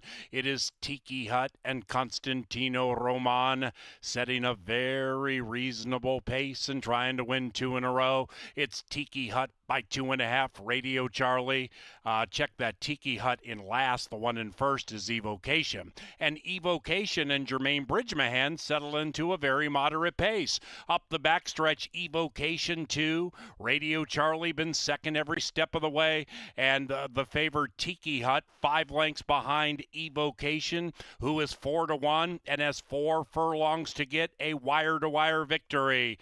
Evocation still strides along with a wide lead. Radio Charlie second, but for how long? With Tiki Hut making a move to the inside of Radio Charlie, who also cuts, put Tiki Hut in a precarious spot. Very nicely done. Radio Charlie swarms Evocation, and now the bookenders cut together, and Tiki Hut is relegated to swinging to the outside, and he's doing so quite nicely. Up goes Radio Charlie at 9-1 in a 3-horse field. It is Radio Charlie, but Tiki Hut's all over him to the outside, and Tiki Hut puts those white blinkers in front and runs away. Tiki Hut well on his way potentially to 2 consecutive wins. Eliminate the potentially. He's going to run away and hide. 4-1-5 in race 3.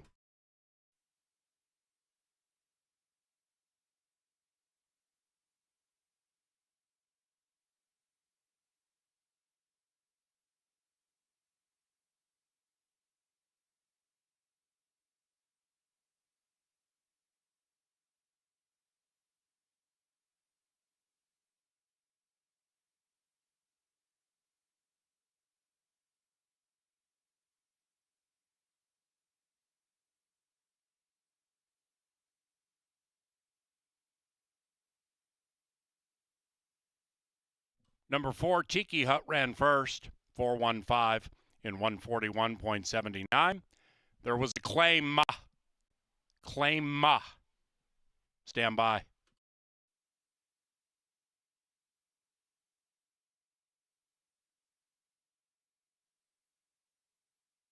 The victorious Tiki Hut claimed for $15,000.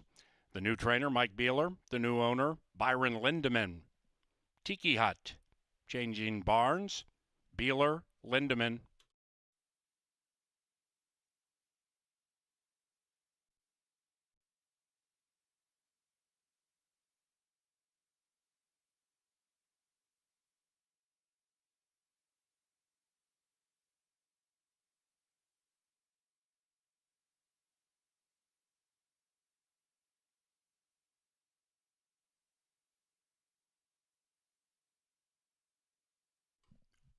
Race 3, official.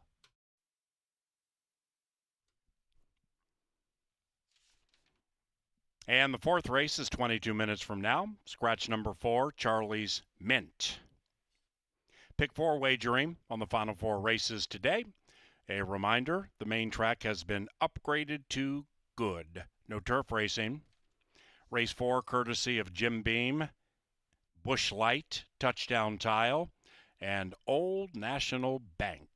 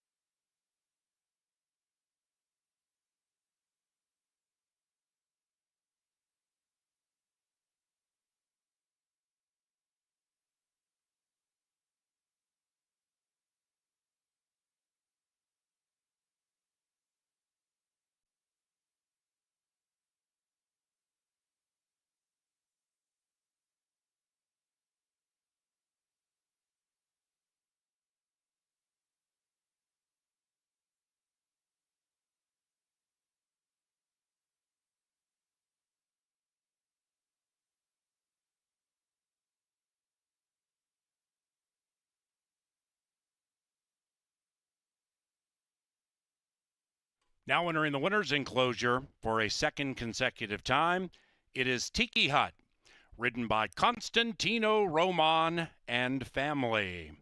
The winning owners, Crystal Racing Enterprises, and the winning trainer, Edgar Espinoza.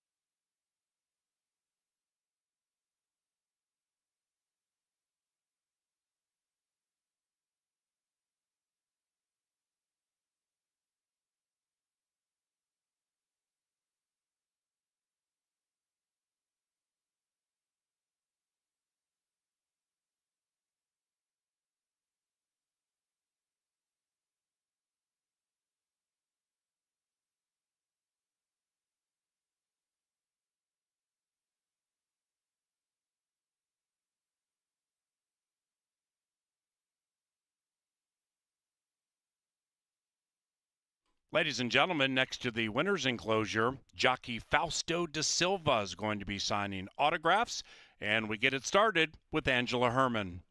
Thank you very much, Paul. We are right down here by the winner's circle, so I want to get the attention of all the kids out here. If you have not joined the Junior Jockey Club, today is the day to do it because you just learned a little bit more about him. But I have Fausto da Silva down by the winner's circle, and we're going to introduce him to you guys. You can come up and take pictures with him. We have trading cards of him, and you can come on up and form a line right here. But first, we're going to introduce him. So, Fausto, tell us about what you like about Minnesota. What's the best part about being up here, and how has this summer gone for you? Well, the summer has been good. It's my third year here. I love being here. I think must be my favorite track. And I mean, summertime is great here. The crowd, every racing day, a lot of people. That's good to be riding like that. Well, and you've not just been here, you've gone all around the world riding. Where are some of the places that you've ridden racehorses before? Well, I'm originally from Brazil. So Brazil, a little bit in Europe, Sweden, Denmark, Norway, and then I went to ride in Qatar for a little bit, and then I went to China for 3.5 years, and then I have been here in the U.S. since 2021. Okay, I mean, that's quite the journey around the world. Yeah, come on up, you guys. You can start forming the line right here. Tell us about your favorite horse at Canterbury, because a lot of these guys like some of the local horses. Who's your favorite horse to ride out here? Well, gotta be Tony Stoppett. He was the horse of the year 2024. We got 5 winners in a row, if I'm not wrong. Yeah. Quite the ride through that summer. We look forward to seeing a lot more of you out here. And thank you so much for being down here to meet some of your fans. And good luck the rest of the way this summer. Thanks, Fausto. Thank you. Appreciate it. All right, guys, give him a round of applause and come on up here and meet him. Fausto da Silva, right down here by the winner's circle with Lucky. Get your trading cards, get your autographs, get your pictures. You can come on down right now.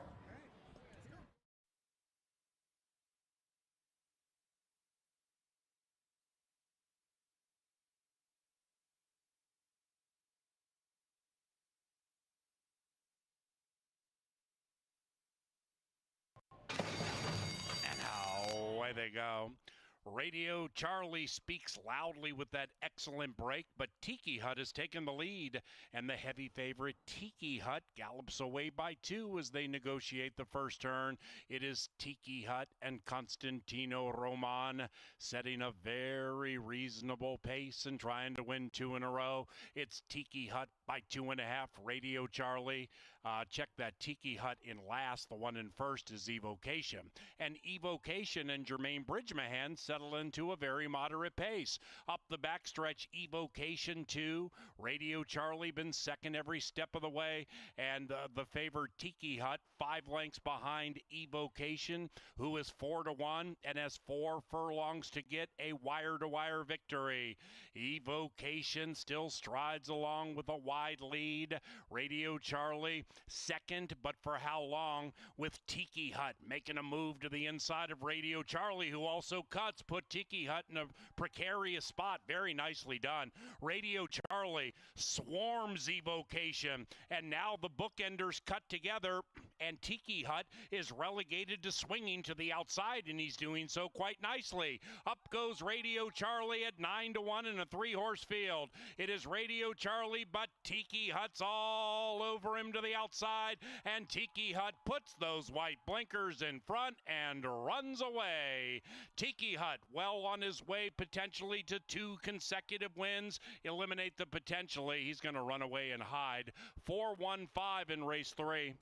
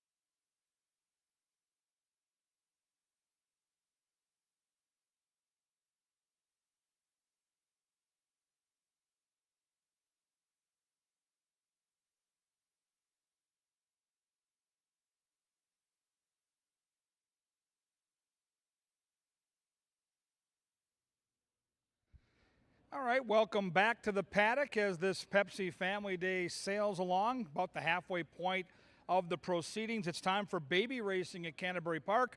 The 2-year-olds are back on center stage. These are all bred right here in the great state of Minnesota, and they're all making their racing debuts. Fun little maiden race as they look to win first asking, which is always a challenge.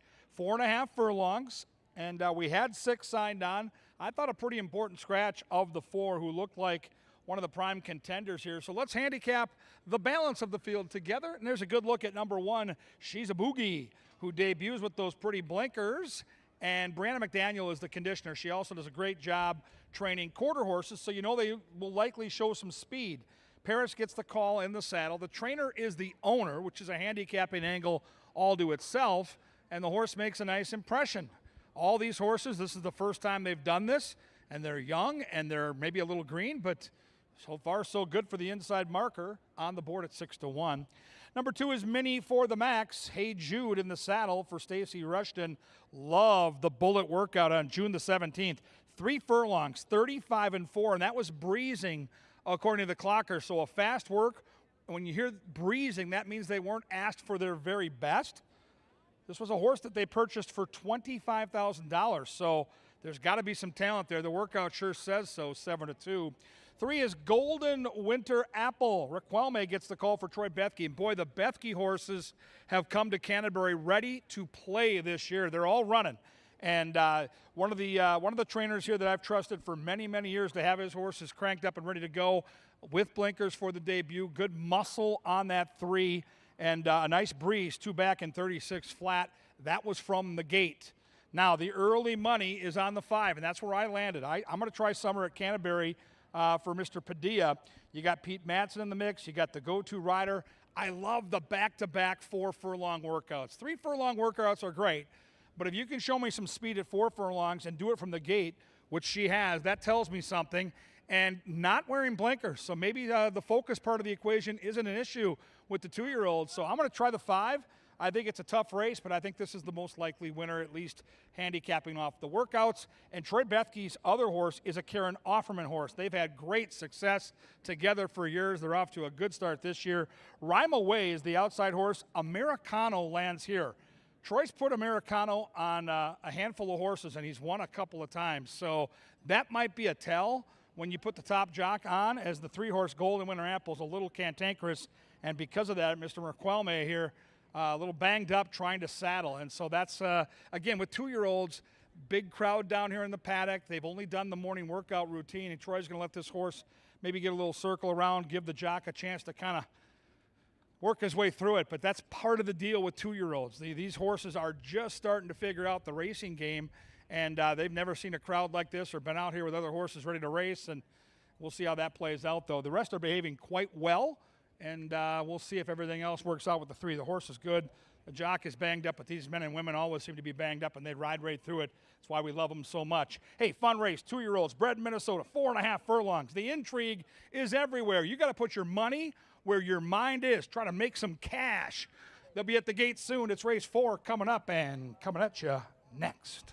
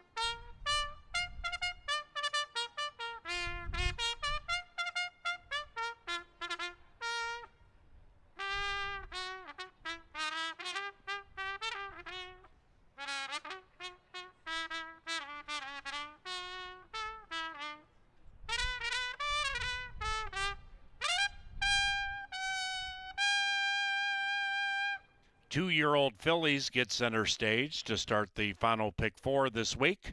Scratch number 4, Charlie's Mint.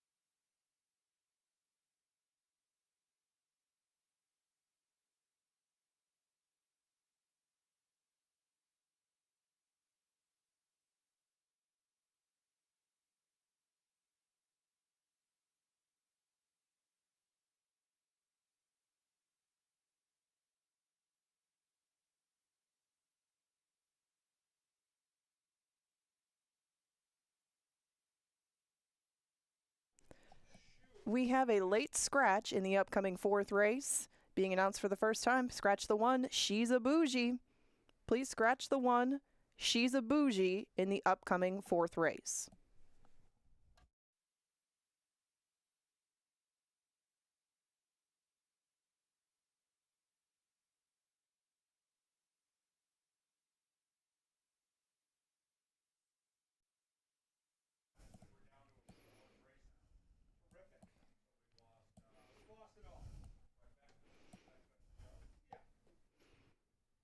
All right, now before we do get to the angle, I do want to say that some of the betting options are eliminated now in the upcoming 4th race. Please hang on to your tickets. You will get refunds for some of those vertical wagers, tries and supers, but all of your action in the pick 3, pick 4, and pick 5 will go to the starting favorite. Now, let's get to a pick 3 that's coming up a little bit later because the anchor in there is going to be a big old favorite, and that is the one Auntie Vodka. So we're going to take a look at why, because Auntie Vodka is that middle leg. You can see that's coming up in the 5th race. 1-5 with 1 with 2-3.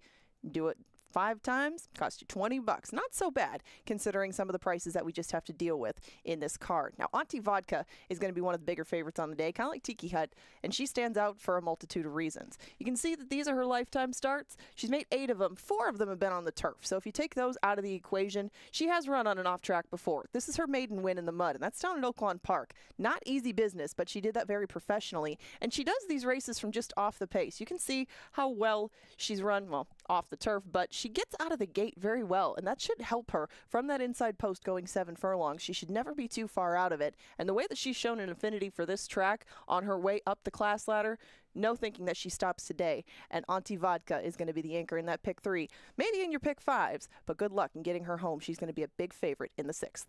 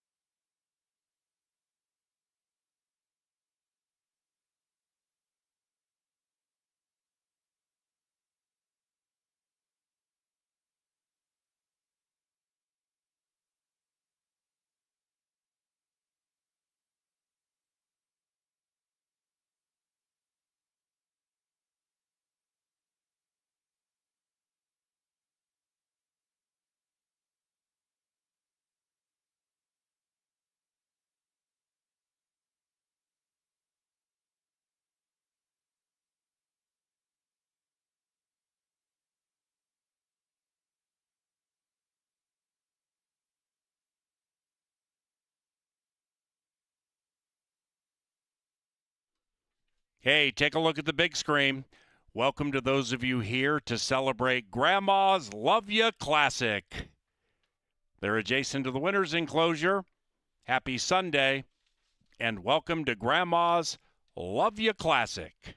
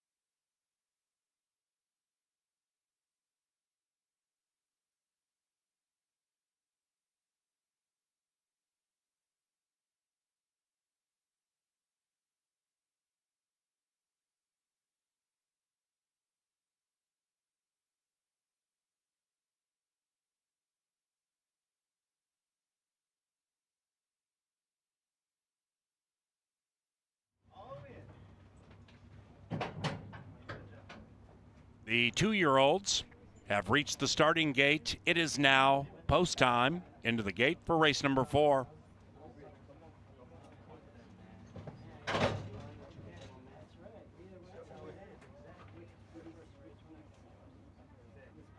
Mini for the Max, Golden Winter Apple, Summer at Canterbury. She's the favored filly. A bit hesitant.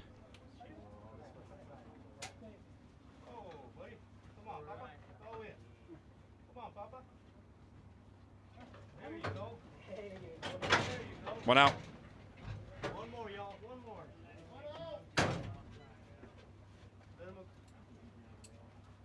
Everybody good, huh? One more. Yes, sir. Here come the baby girls. Oh! And they're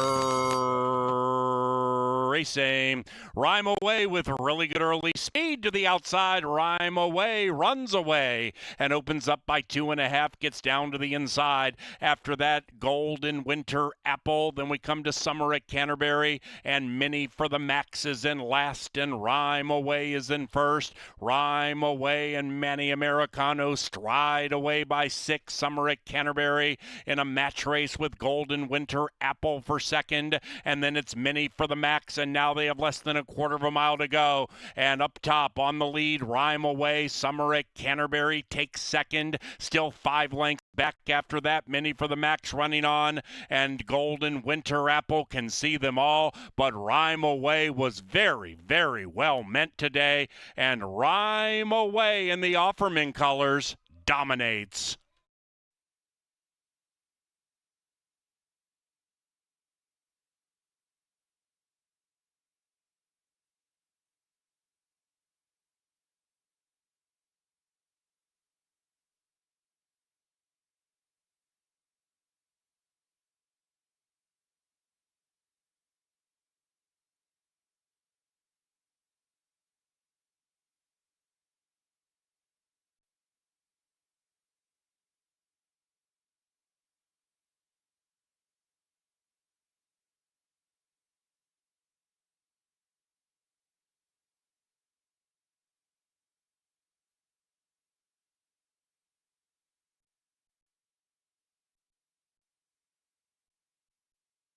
Number 6, Rhyme Away first.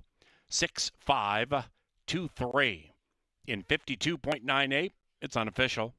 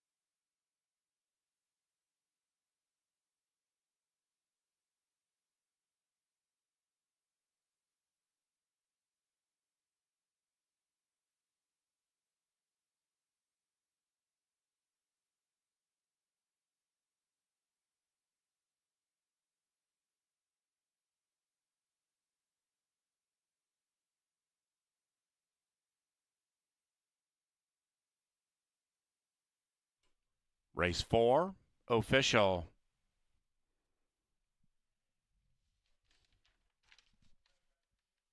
And race number 5 takes off about 3:10. They're off the turf, no scratches, no rider changes. The 5th is sponsored by Pepsi, the proud sponsor of Pepsi Family Day each and every Sunday, and also John Deere, whose purpose is to empower and support the farmer in all of us. We also thank Continental Diamond in St. Louis Park, continentaldiamond.com.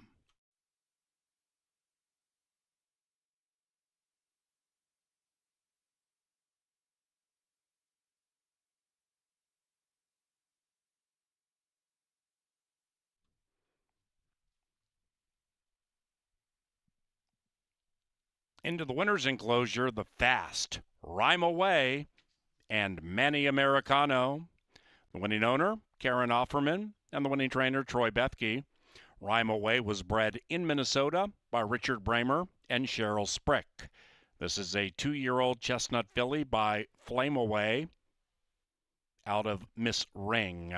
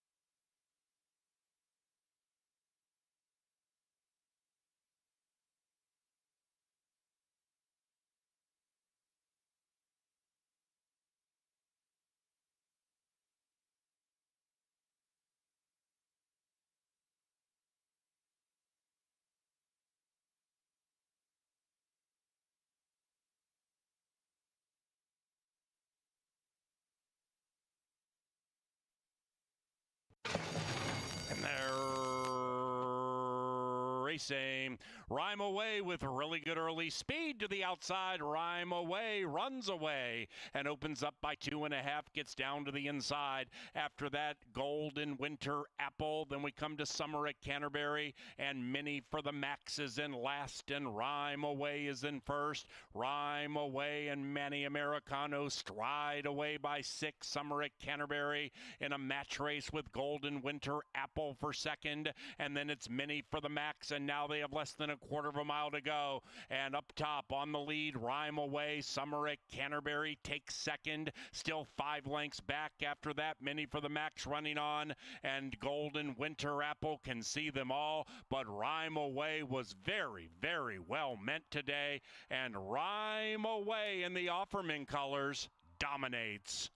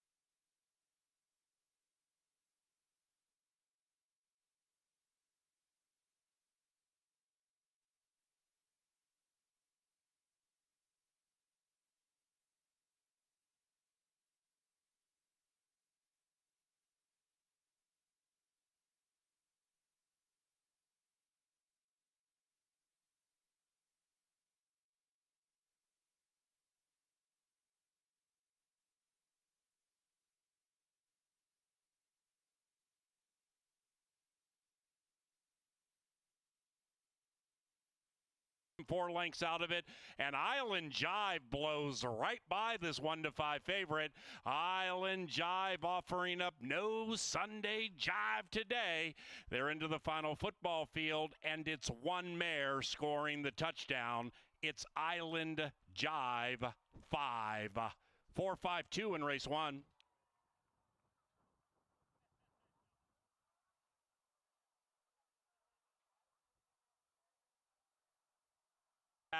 After that, Mighty Army, Big Hammer looking to re-engage to the inside. Heavenly Conveyance kicks away sweetly. Heavenly Conveyance opens up a 2.5 length lead.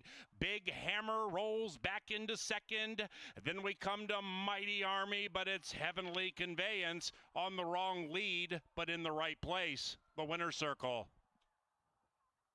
Field. It is Radio Charlie, but Tiki Hut's all over him to the outside, and Tiki Hut puts those white blinkers in front and runs away. Tiki Hut well on his way potentially to 2 consecutive wins. Eliminate the potentially. He's going to run away and hide. 4-1-5 in race 3.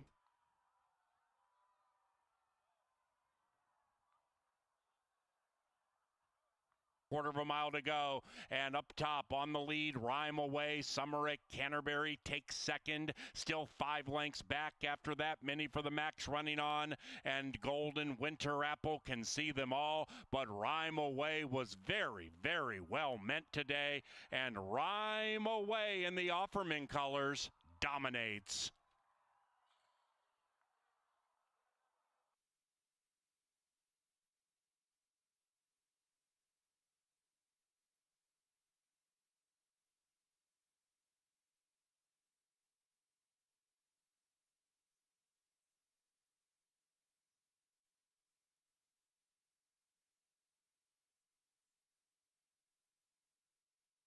They didn't get screwed.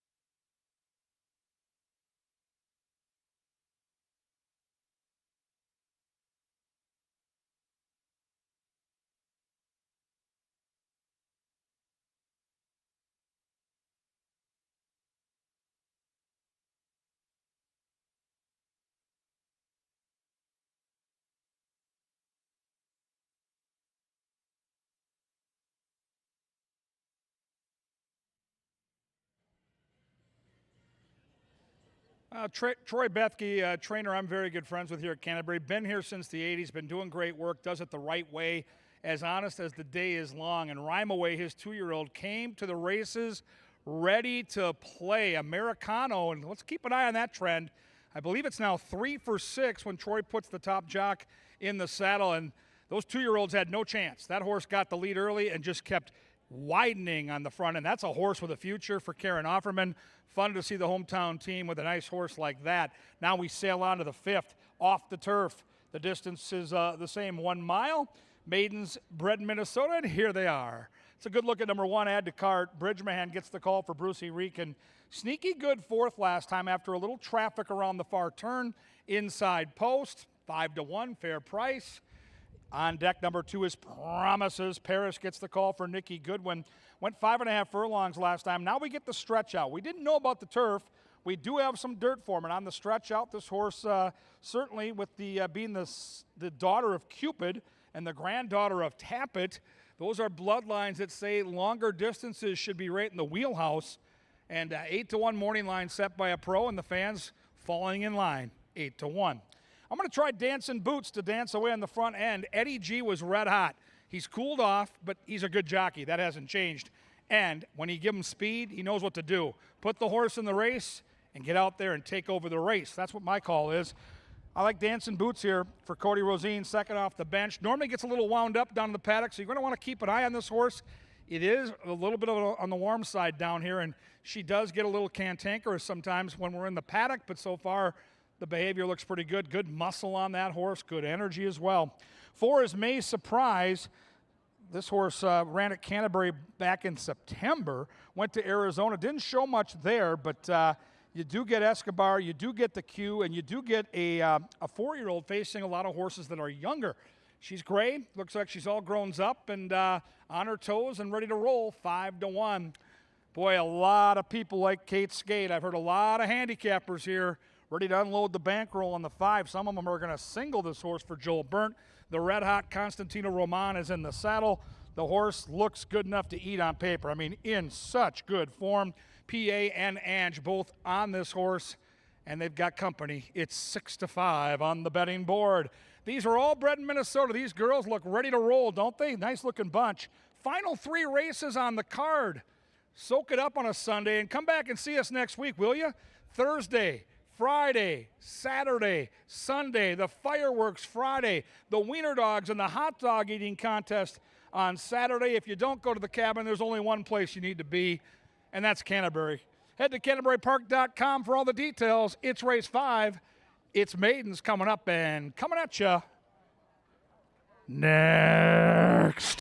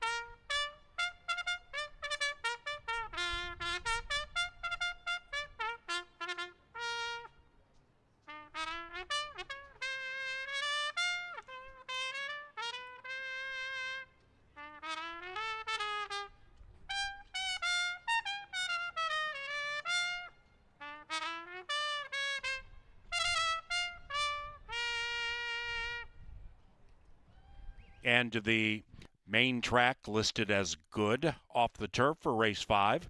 Pick 3 wagering on the final 3 live races today.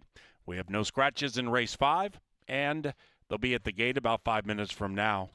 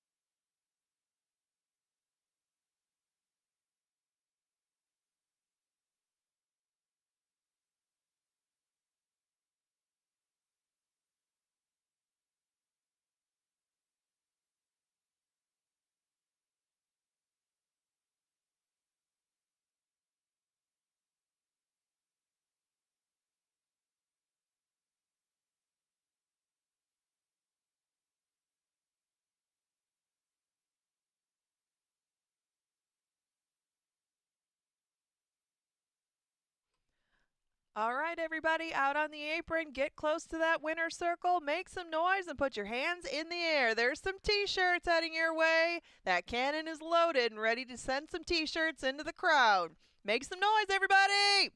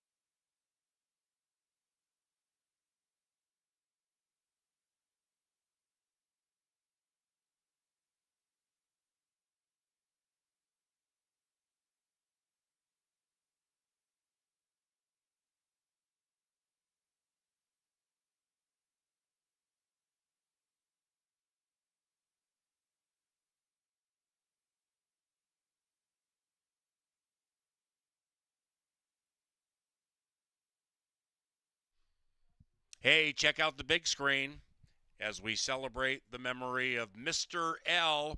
Welcome, ladies and gentlemen, to Canterbury Park, adjacent to the winner's enclosure for Mr. L's Memorial Race.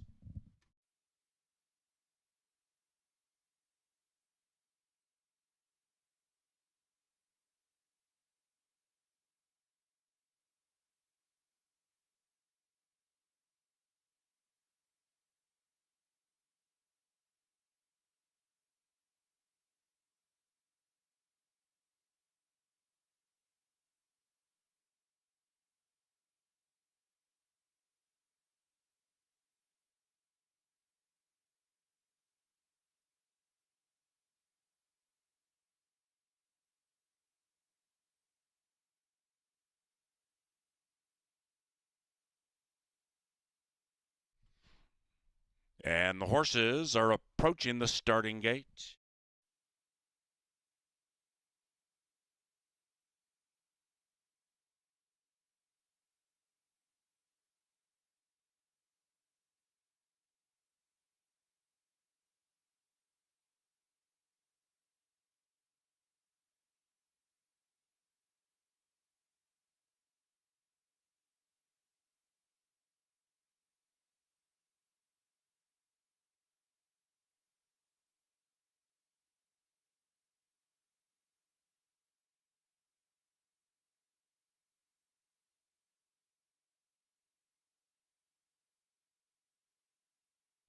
And they're at the gate. It is now post time.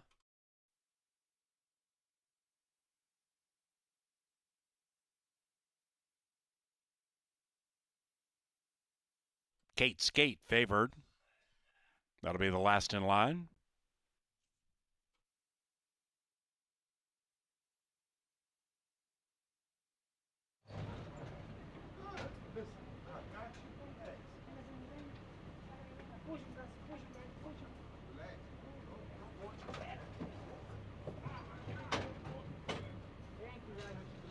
Two back. One out.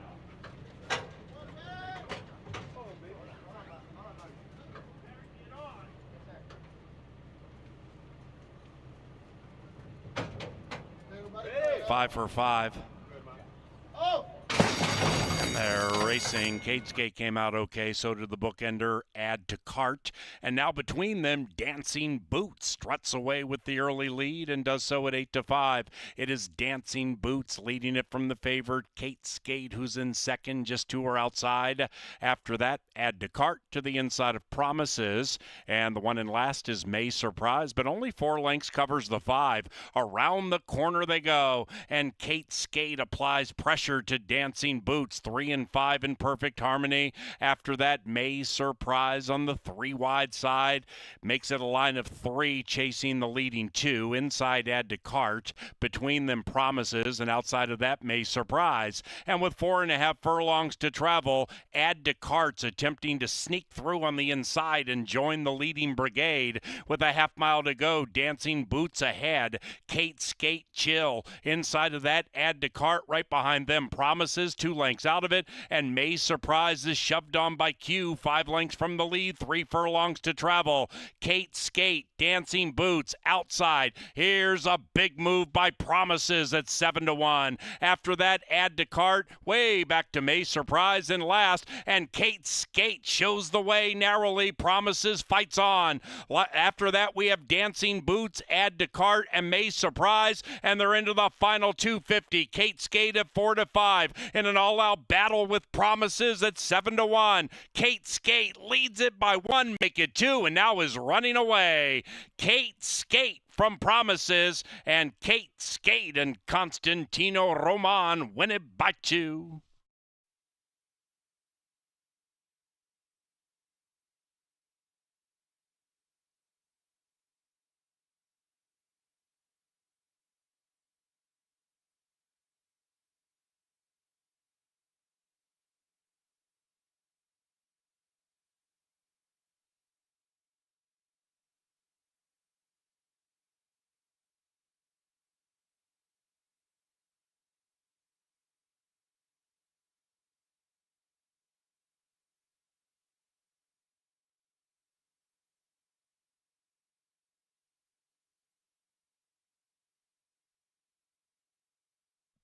Number 5, Kate Skate ran first from a game Promises. Number 2 was second, and a photo for the rest, 5-2 and a photo.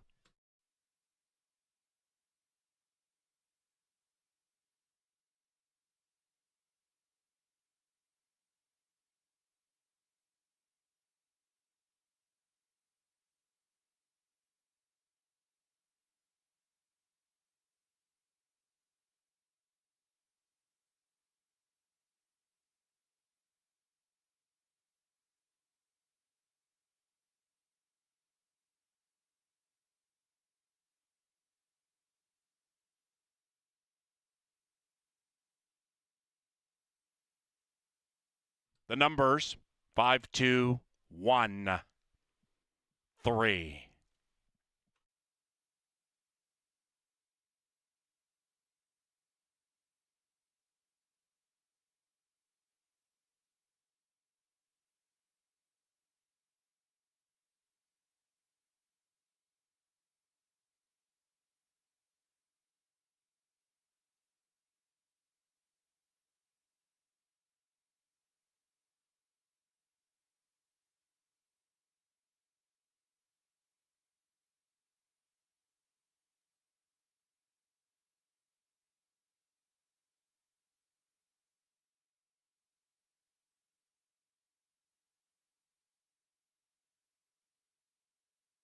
The fifth is official. Race 6 is the Sunday penultimate. Number 5, Lady Astrid, is now ridden by Jermaine Bridgemahan. And scratch number 6, Lexithea. 5 battle about 20 minutes from now. Thanks to Minnesota Soybean Research and Promotion Council, Hormel, and Tri-State Bobcat.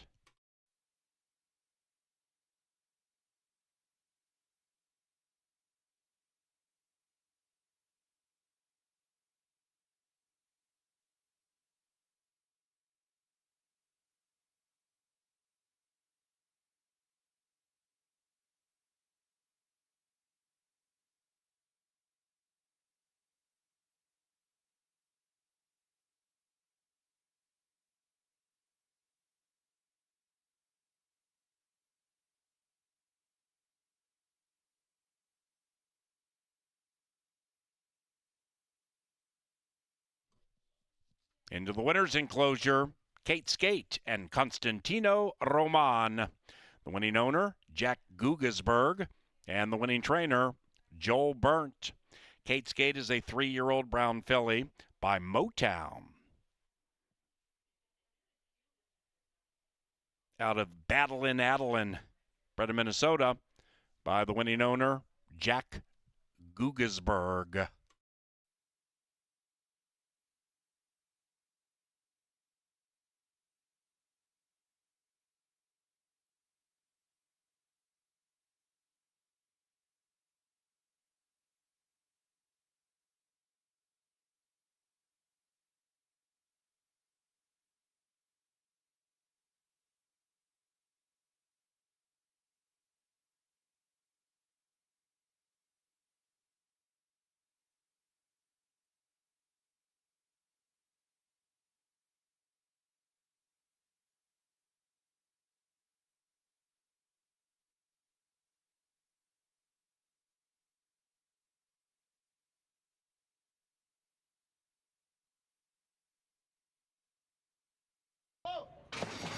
And they're racing. Kate Skate came out okay. So did the bookender, Add to Cart.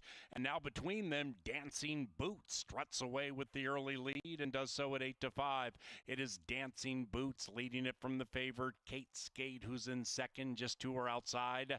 After that, Add to Cart to the inside of Promises. And the one in last is May Surprise, but only 4 lengths covers the 5. Around the corner they go, and Kate Skate applies pressure to Dancing Boots, 3 and 5 in perfect harmony. After that, May Surprise on the 3 wide side makes it a line of 3 chasing the leading 2. Inside, Add to Cart. Between them, Promises, and outside of that, May Surprise. And with 4.5 furlongs to travel, Add to Cart's attempting to sneak through on the inside and join the leading brigade. With a half mile to go, Dancing Boots ahead. Kate Skate chill. Inside of that, Add to Cart right behind them. Promises 2 lengths out of it, and May Surprise is shoved on by Q, 5 lengths from the lead, 3 furlongs to travel. Kate Skate, Dancing Boots outside. Here's a big move by Promises at 7-1. After that, Add to Cart, way back to May Surprise in last, and Kate Skate shows the way narrowly. Promises fights on.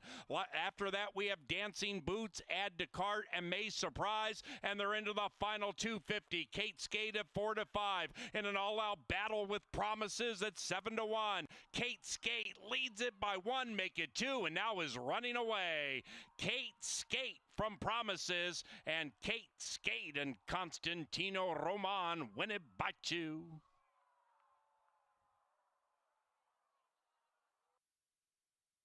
Hey parents, don't forget, following race number 7, we have a couple of races on the dirt track for the kids, courtesy of Quick Trip. One race is for kids 8 years of age and older, the other for those 7 and younger. They sprint about 50 yards down to the finish line. That'll take place immediately following race number 7. Kids race the track each and every Sunday at Canterbury Park.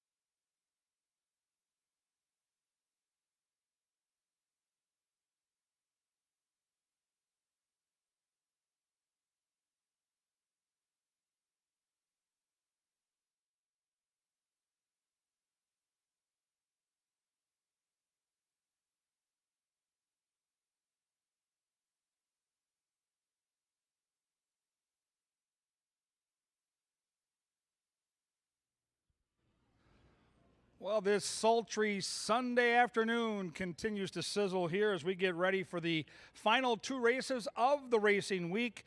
We've got the Quick Trip Clip with Kip in the winner's circle right after the paddock preview. And then we get ready for the Lucky Last before a big week next week. Well, we start Thursday into Friday at 4 o'clock with the fireworks into the 4th of July. Saturday with a holiday start time of 1 o'clock. Wiener dog races, hot dog eating contest, my goodness. And another Pepsi Family Day next Sunday. It's all available to you at CanterburyPark.com.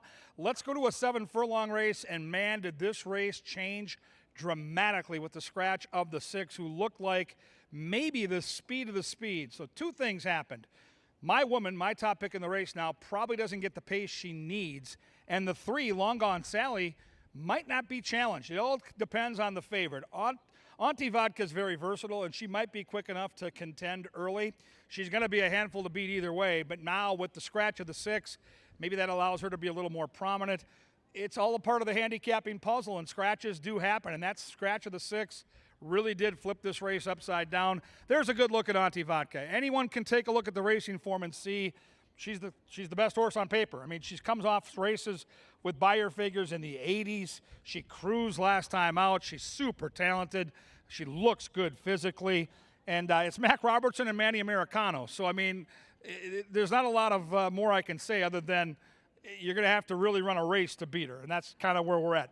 I thought the 2 might have been the horse with the 6 horse still in here and the pace likely being hot. My woman is in great form. She's won back-to-back. She loves this track, but she does need the race to come back into her hands because she's likely going to be off the pace. So I liked her a couple hours ago. I lean towards her now, and I may play the race creatively by boxing the 1 and 2. That pick 5 I talked about that Paul Allen and I put together, that $5 ticket is alive. We've got the 1 and the 2 here, but the danger could be my friend Lynn Rarick in Lone Speed. She's got the 3 who figured to be probably in one with the 6 in the race on the front end, but now maybe she's good enough to clear off. Roman is riding so confidently right now. Horse is 3 for 3 at the quirky distance of 7 furlongs. That matters. Long Gone Sally trying to live up to her name. She's 5-2. Number 4 is Carson Bay, a really nice Minnesota bred who's banked over $160,000, and she's only a 4-year-old filly. The Valines own this one. Gary Shear, as Jeff calls him, the crafty Cajun. You can never discount anything that Gary puts in the gate. Ran into Thunder's Rock and Roll last time. And if she can sit off the pace, and that's the big if for me, if she can sit just off and pounce, she's a talented Minnesotan. Always cheer for Gary in 6-1. Lady Astrid, Asti as Mouse calls her, for Bobby Klein, make the jockey Bridgemahan outside attack post. Like the 2, up against it with the pace. Can this horse make up ground in the lane? We will find out. Auntie Vodka trying to leave him punch drunk, as PA says. Everybody's on her. She's even money. What are you going to do, folks? It's a fun race. If you can beat her, you can get paid, but sometimes you got to use her and do the exacta with her on top. There's a lot of options, and there's a late daily double. My goodness. The betting opportunities are always bountiful here. It's almost time for that Quick Trip clip. I'm looking forward to that as well. Intrigue again, as I mentioned, just 9 minutes to post now. Don't get shut out. Here comes race 6 next at Canterbury.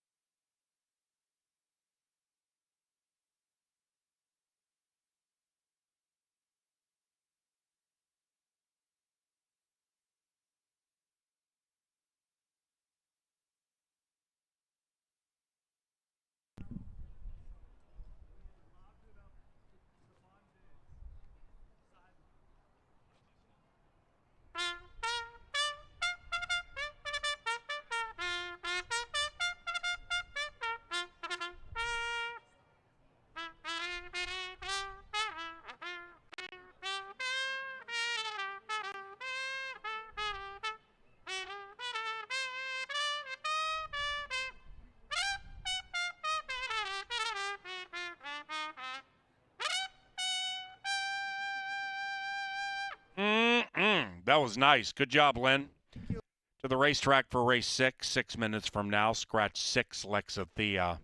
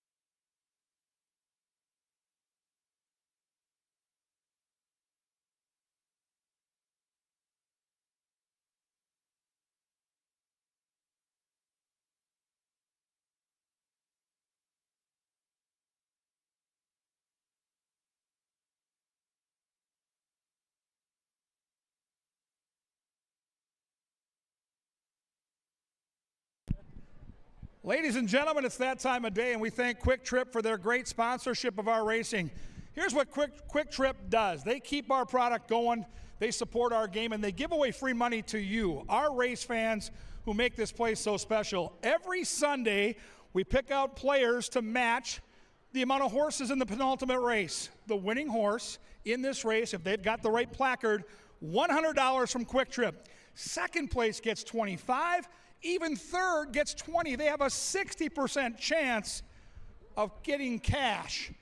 Now, if you were a fan of 70s music like I was, look at these 5 mugs. The curly hair, the Jesus look, the mustaches, like this could have been the Village People. I mean, this is incredible. How do you cheer against any one of these young swashbucklers? Let's get to know them. You've got the hot favorite. You've got Auntie Vodka. You look like a guy that was riding a motorcycle on chips back in 1978 with Eric Estrada. Your name and where you're from? My name is Dan Nelson. I'm from White Bear Lake. Gotta go Bears, right? Go Bears, black and orange. Name and where you're from? My name's Cody, and I'm from San Angelo, Texas. I've never believed in anything more than I believe in this horse. I love it. And everything's better in Texas and bigger and everything else. Good luck with your horse. We're on the same horse together. Name and where you're from? My name is Micah. I got horse number 3. Where you from? Phoenix. Phoenix. I love it. Huh? You love this weather. It's like a microwave out here. It's awesome. All right. No mustache, but man, those curls, right? Oh, look at those things. All right. Shirley Temple's blushing. Name and where you're from? Connor in Yakima, Washington. Yakima, huh? Yakety yak. Don't talk back. All right. And they saved the best for last. I mean, this guy, holy cow. Look at that hair. I just want to, borrow some of your shampoo. I mean, this is great. Name and where you're from. My name's Colston. I'm from Normal, Illinois. Normal, Illinois, huh? Yep. Where's Abnormal? Is there a place called Abnormal? I'm sure it's somewhere. All right, well, good luck. Give them a round of applause. What a good-looking bunch we've got assembled here today, folks. They're looking for free money. Thank you, Quick Trip.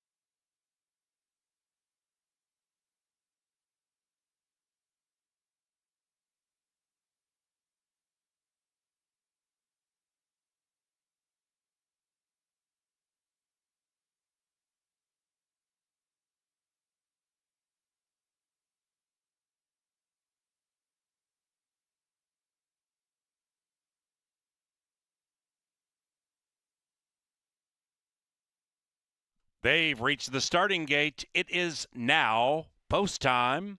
Into the gate for race number 6, Auntie Vodka is favored.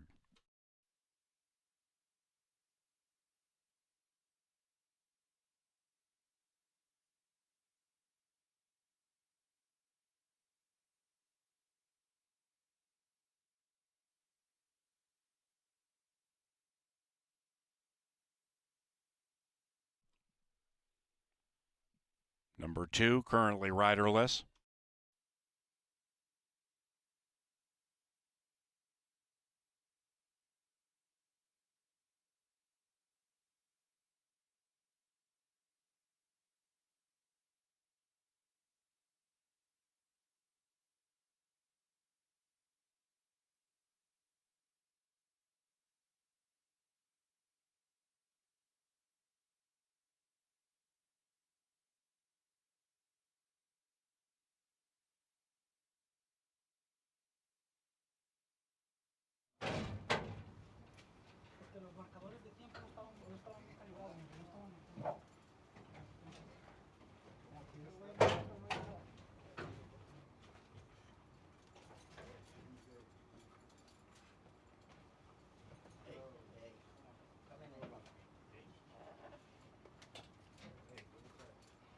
Auntie Vodka, My Woman, Long Gone Sally, undefeated at the distance. Carson Bay.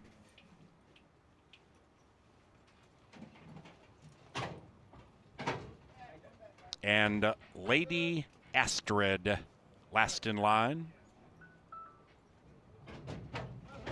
Here they come.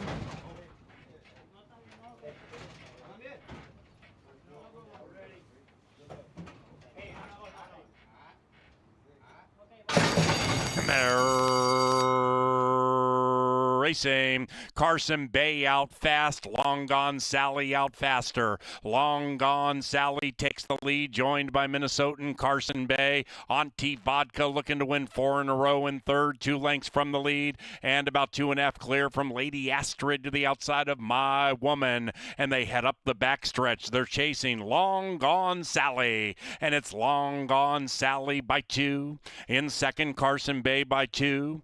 Auntie Vodka now about 5-6 from the front, being pushed on by Manny Americano as Long Gone Sally strolls away by 3. Lady Astrid and My Woman are 8 lengths rearmost. Off the far turn, Long Gone Sally the one to catch. Now Auntie Vodka's taken to the outside by Americano, and Auntie Vodka with an intoxicatingly good move has gone from third to second right up to the lead. Minnesotan Carson Bay tries to fight her off to the inside. Long Gone Sally to the outside of Auntie Vodka now. My Woman is running on fast from behind. They're into the final 250. Auntie Vodka trying to provide Americano with 3 and has a 3-length lead. My Woman battling it out for second with Long Gone Sally. Auntie Vodka grinding away, and Auntie Vodka has won 4 in a row, and that's 3 for Manny Americano.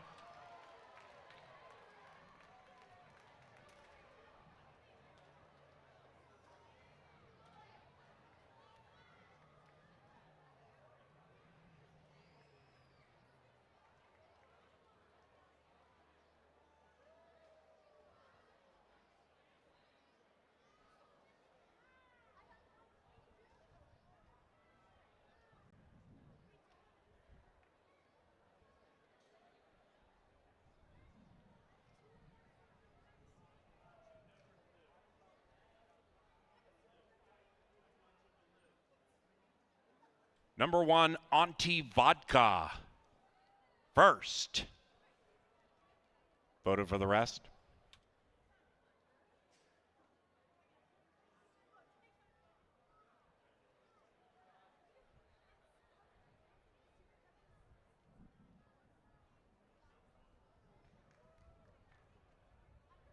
The numbers 1,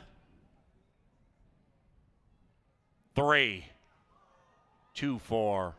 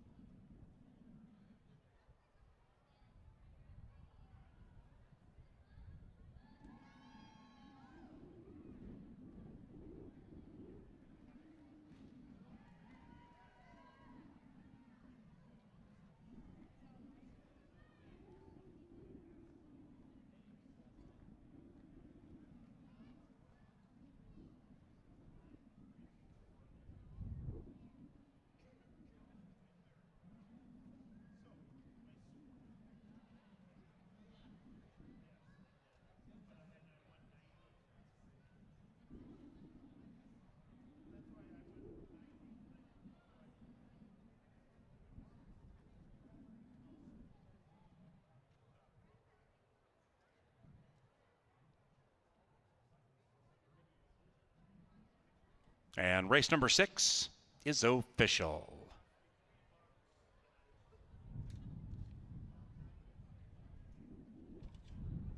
To the winner's enclosure, Auntie Vodka and Manuel Americano. The winning owner, John Mentz, and the winning trainer, Mac Robertson.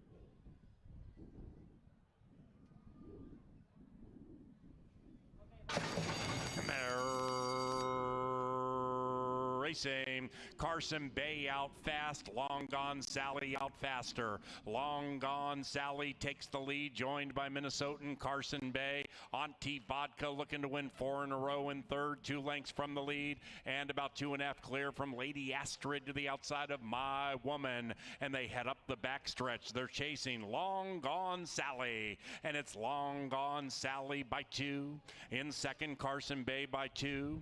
Auntie Vodka now about 5-6 from the front, being pushed on by Manny Americano as Long Gone Sally strolls away by 3. Lady Astrid and My Woman are 8 lengths rearmost. Off the far turn, Long Gone Sally the one to catch. Now Auntie Vodka's taken to the outside by Americano, and Auntie Vodka with an intoxicatingly good move has gone from third to second right up to the lead. Minnesotan Carson Bay tries to fight her off to the inside. Long Gone Sally to the outside of Auntie Vodka now. My Woman is running on fast from behind. They're into the final 250. Auntie Vodka trying to provide Americana with 3 and has a 3-length lead. My Woman battling it out for second with Long Gone Sally. Auntie Vodka grinding away, and Auntie Vodka has won 4 in a row, and that's 3 for Manny Americano.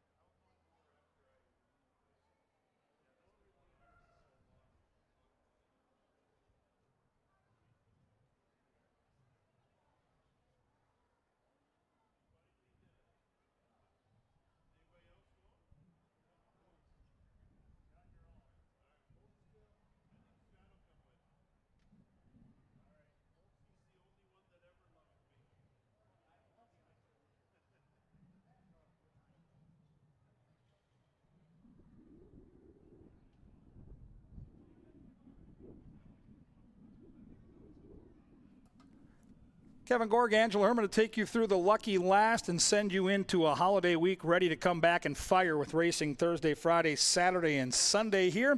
No show, no try, no super with the scratches of 2 and 6. We're off the turf for the finale, 1 mile on the main track. And as you can see in the early wagering, Ange, I think we're going to have a pretty solid favorite in Stability.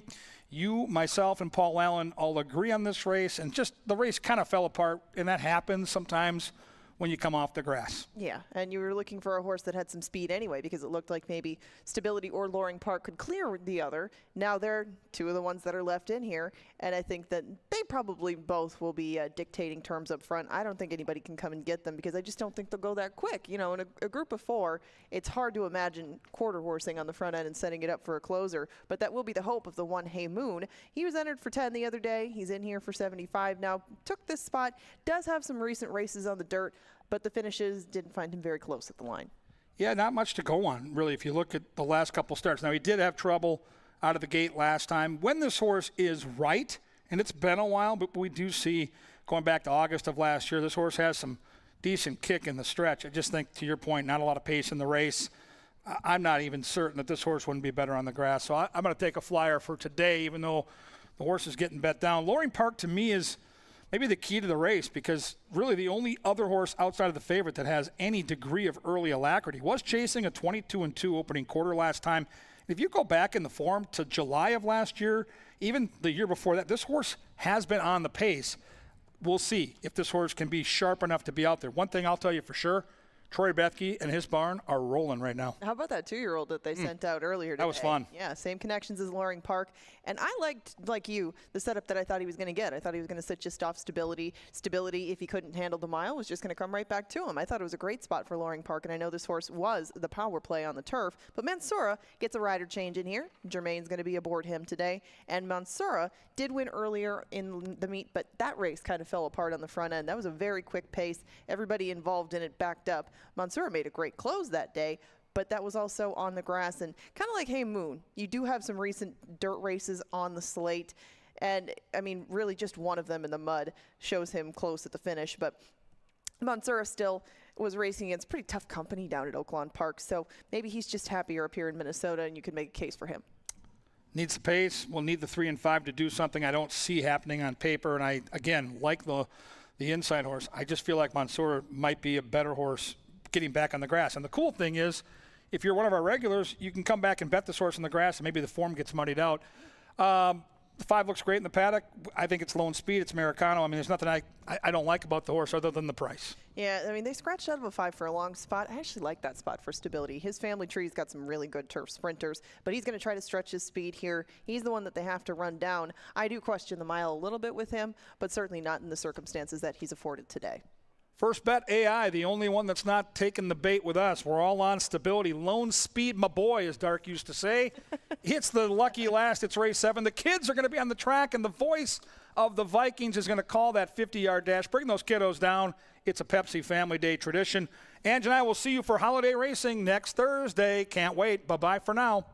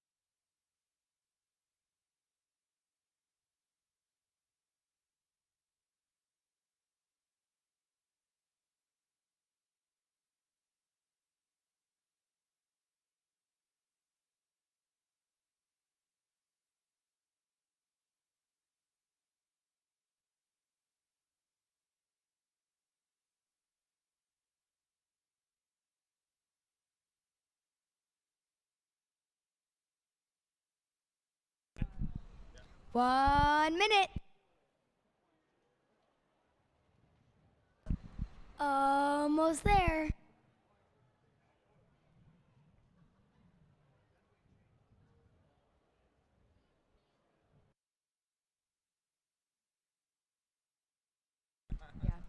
Bet more, win more.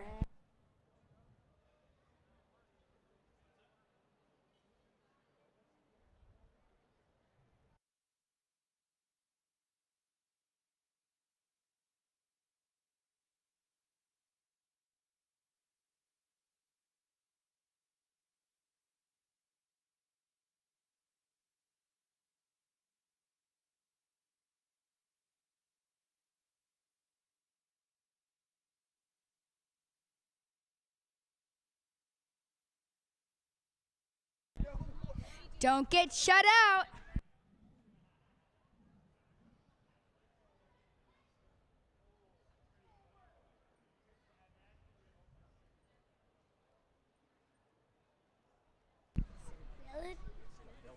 I cannot.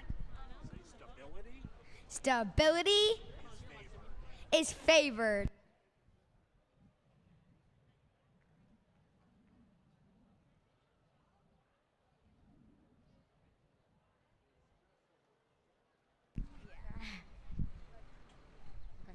It's race time. Into the gate they go for the lucky last.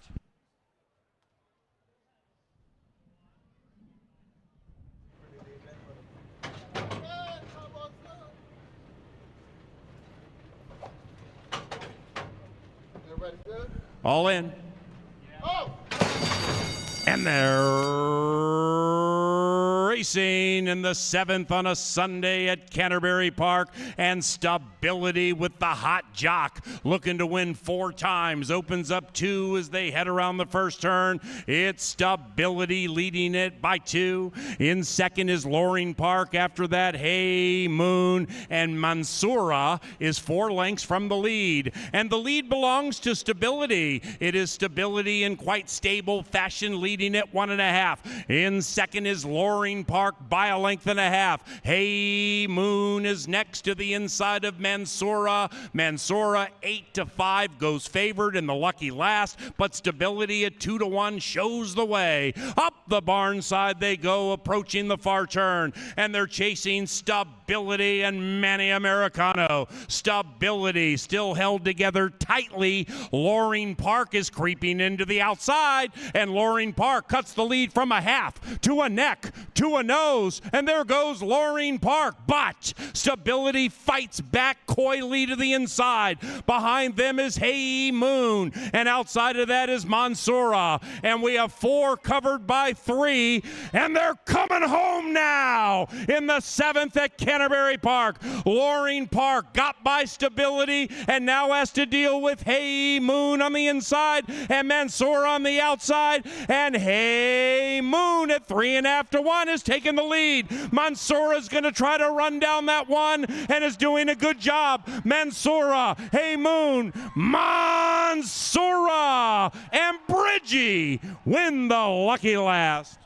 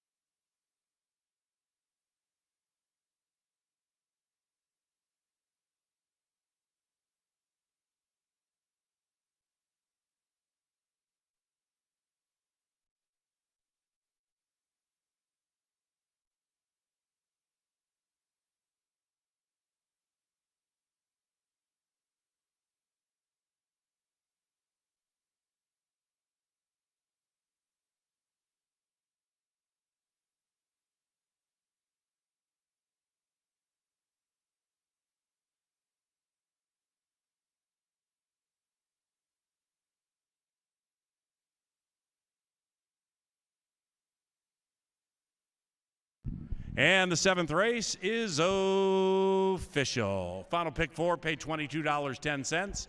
Pick 5 today, $26.90. Kids run on the racetrack within the next 10 minutes. Stand by.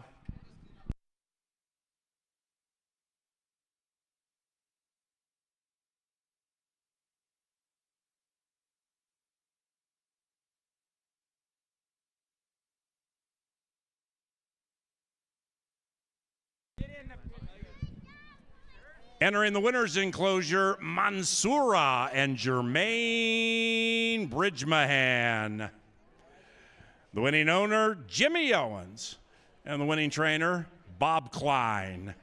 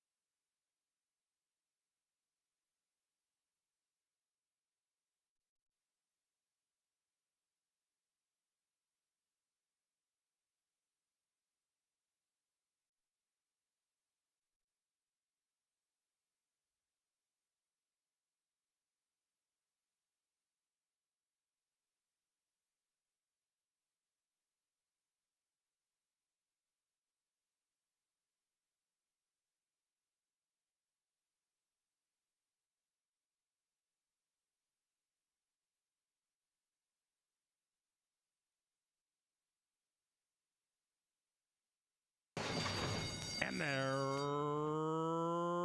racing in the 7th on a Sunday at Canterbury Park, and Stability with the hot jock looking to win 4 times. Opens up 2 as they head around the first turn. It's Stability leading it by 2. In second is Loring Park. After that, Hey Moon, and Mansoura is 4 lengths from the lead. And the lead belongs to Stability. It is Stability in quite stable fashion, leading it 1.5. In second is Loring Park by a length and a half. Hey Moon is next to the inside of Mansoura. Mansoura 8-5 goes favored in the lucky last, but Stability at 2-1 shows the way. Up the barn side they go, approaching the far turn, and they're chasing Stability and Manny Americano. Stability still held together tightly. Loring Park is creeping into the outside, and Loring Park cuts the lead from a half to a neck to a nose, and there goes Loring Park. But Stability fights back coyly to the inside. Behind them is Hey Moon, and outside of that is Mansoura, and we have 4 covered by 3, and they're coming home now in the 7th at Canterbury Park. Loring Park got by Stability and now has to deal with Hey Moon on the inside and Mansoura on the outside, and Hey Moon at 3.5-1 is taking the lead. Mansoura's going to try to run down that one and is doing a good job. Mansoura, Hey Moon, Mansoura, and Bridgie win the lucky last.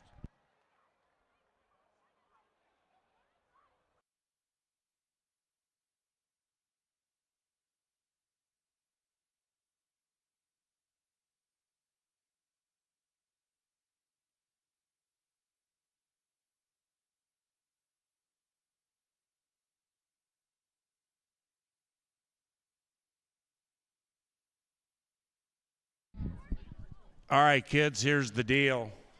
You see, the outside of the track's a little wet. So you see that those tractors over there? Those tractors are going to come right in front of us. They're going to flatten out the track a little bit, and then we'll get out there and race. Okay? Okay.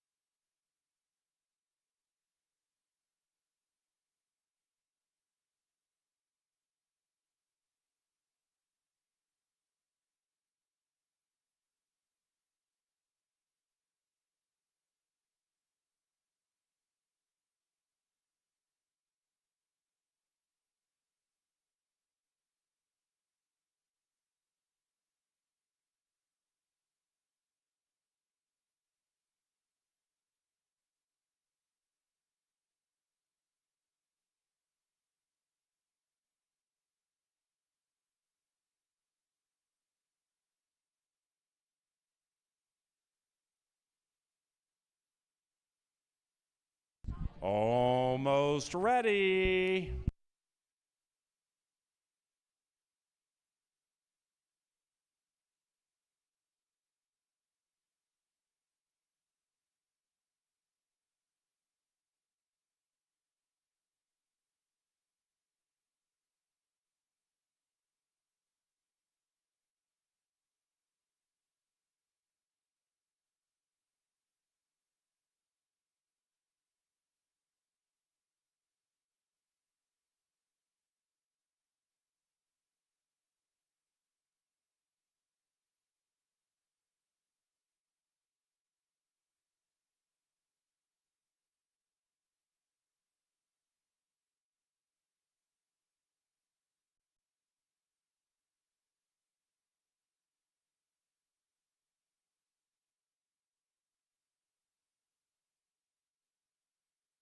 All righty, ladies and gentlemen, we are ready. The first race is for kids 7 years of age and younger. Come on in. 7 years of age and younger. Head as far to the inside as you can. Go on, little JJ. All the way to the inside, behind the line. Go up to the line. There you go. All the way to the inside. Parents are welcome on the track. You want to take pictures? Roll video. Head all the way to the inside so everybody has room. You're going to run down to the cones, turn around, and head back. Couple of late scratches here. 7 years of age and younger, please. The next one is for 8 and older. All righty, we got one more. All right, here we go. Close the gate. All right, little buddy, get behind the line. Get ready to roll. You're going to run down to the cones and back. The word you're listening for is spelled G-O.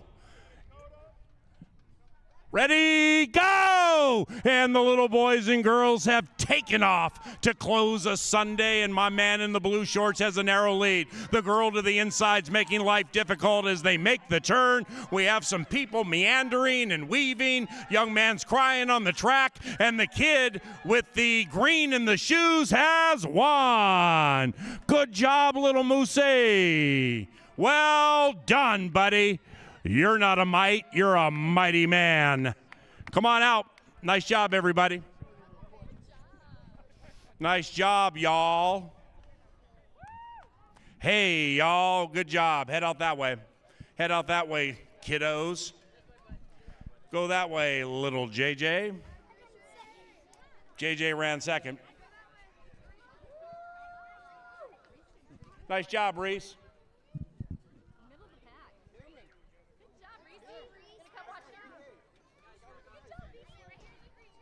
Security, we have 2 babies stuck in the mud. Well, now they've gotten out of it. I thought we were in peril. Nice job, brother. Good job. All right, time for the big boys and girls, 8 years of age and older. Head on out behind the line, all the way to the inside. This is going to be amazingly contentious. I can tell already. Hey, my man who just won the last race. Hey, Mr. Mite. If you want to try the big boys and girls, you're more than welcome to, but it'll be an arduous task. You want to come out and try the big boys and girls? Come on, brother. Yeah, go on out there, bud. Nice job. Mr. Mite. All right, everybody behind the line, make sure you got enough room. Hunter Goodwin, we got 2 things to share with you. A late happy birthday. I know it was your birthday yesterday. B, take a look to your left and right. You're a little bigger and older than the rest of them, so keep walking backwards until I tell you to stop. Keep doing that moonwalk like Michael Jackson. Keep doing the moonwalk, and boom, right there. All right, little brother. Now, why don't you go ahead and go back 3 more steps. Yeah, I've seen you run before, big boy. It's like the Summer Olympics broke out. All right, hey, boys and girls. You are waiting for the word that is spelled G-O. Everybody understand? You're going to run down to the cones, and then you're going to head back. And you got to listen closely. That's a staple of this day and age. Kids listening, okay? Ready? Where you going, brother? Ready? Go! And the big boys and girls have taken off. Oh, Hunter Goodwin, holy cow, I should have put him back at the quarter pole. He's going to make the turn. It's his birthday. Let him win. The little girl with the black hair. Oh, my man in the jeans making the big boy work. That was thrilling. Billy, Johnny, Christy, Susie, Tamika, and Antoine, thank you very much. And parents, we burn off energy for your kids at the end of every Sunday card like that. May God bless you and all of your families, and thank you for coming out to Canterbury Park.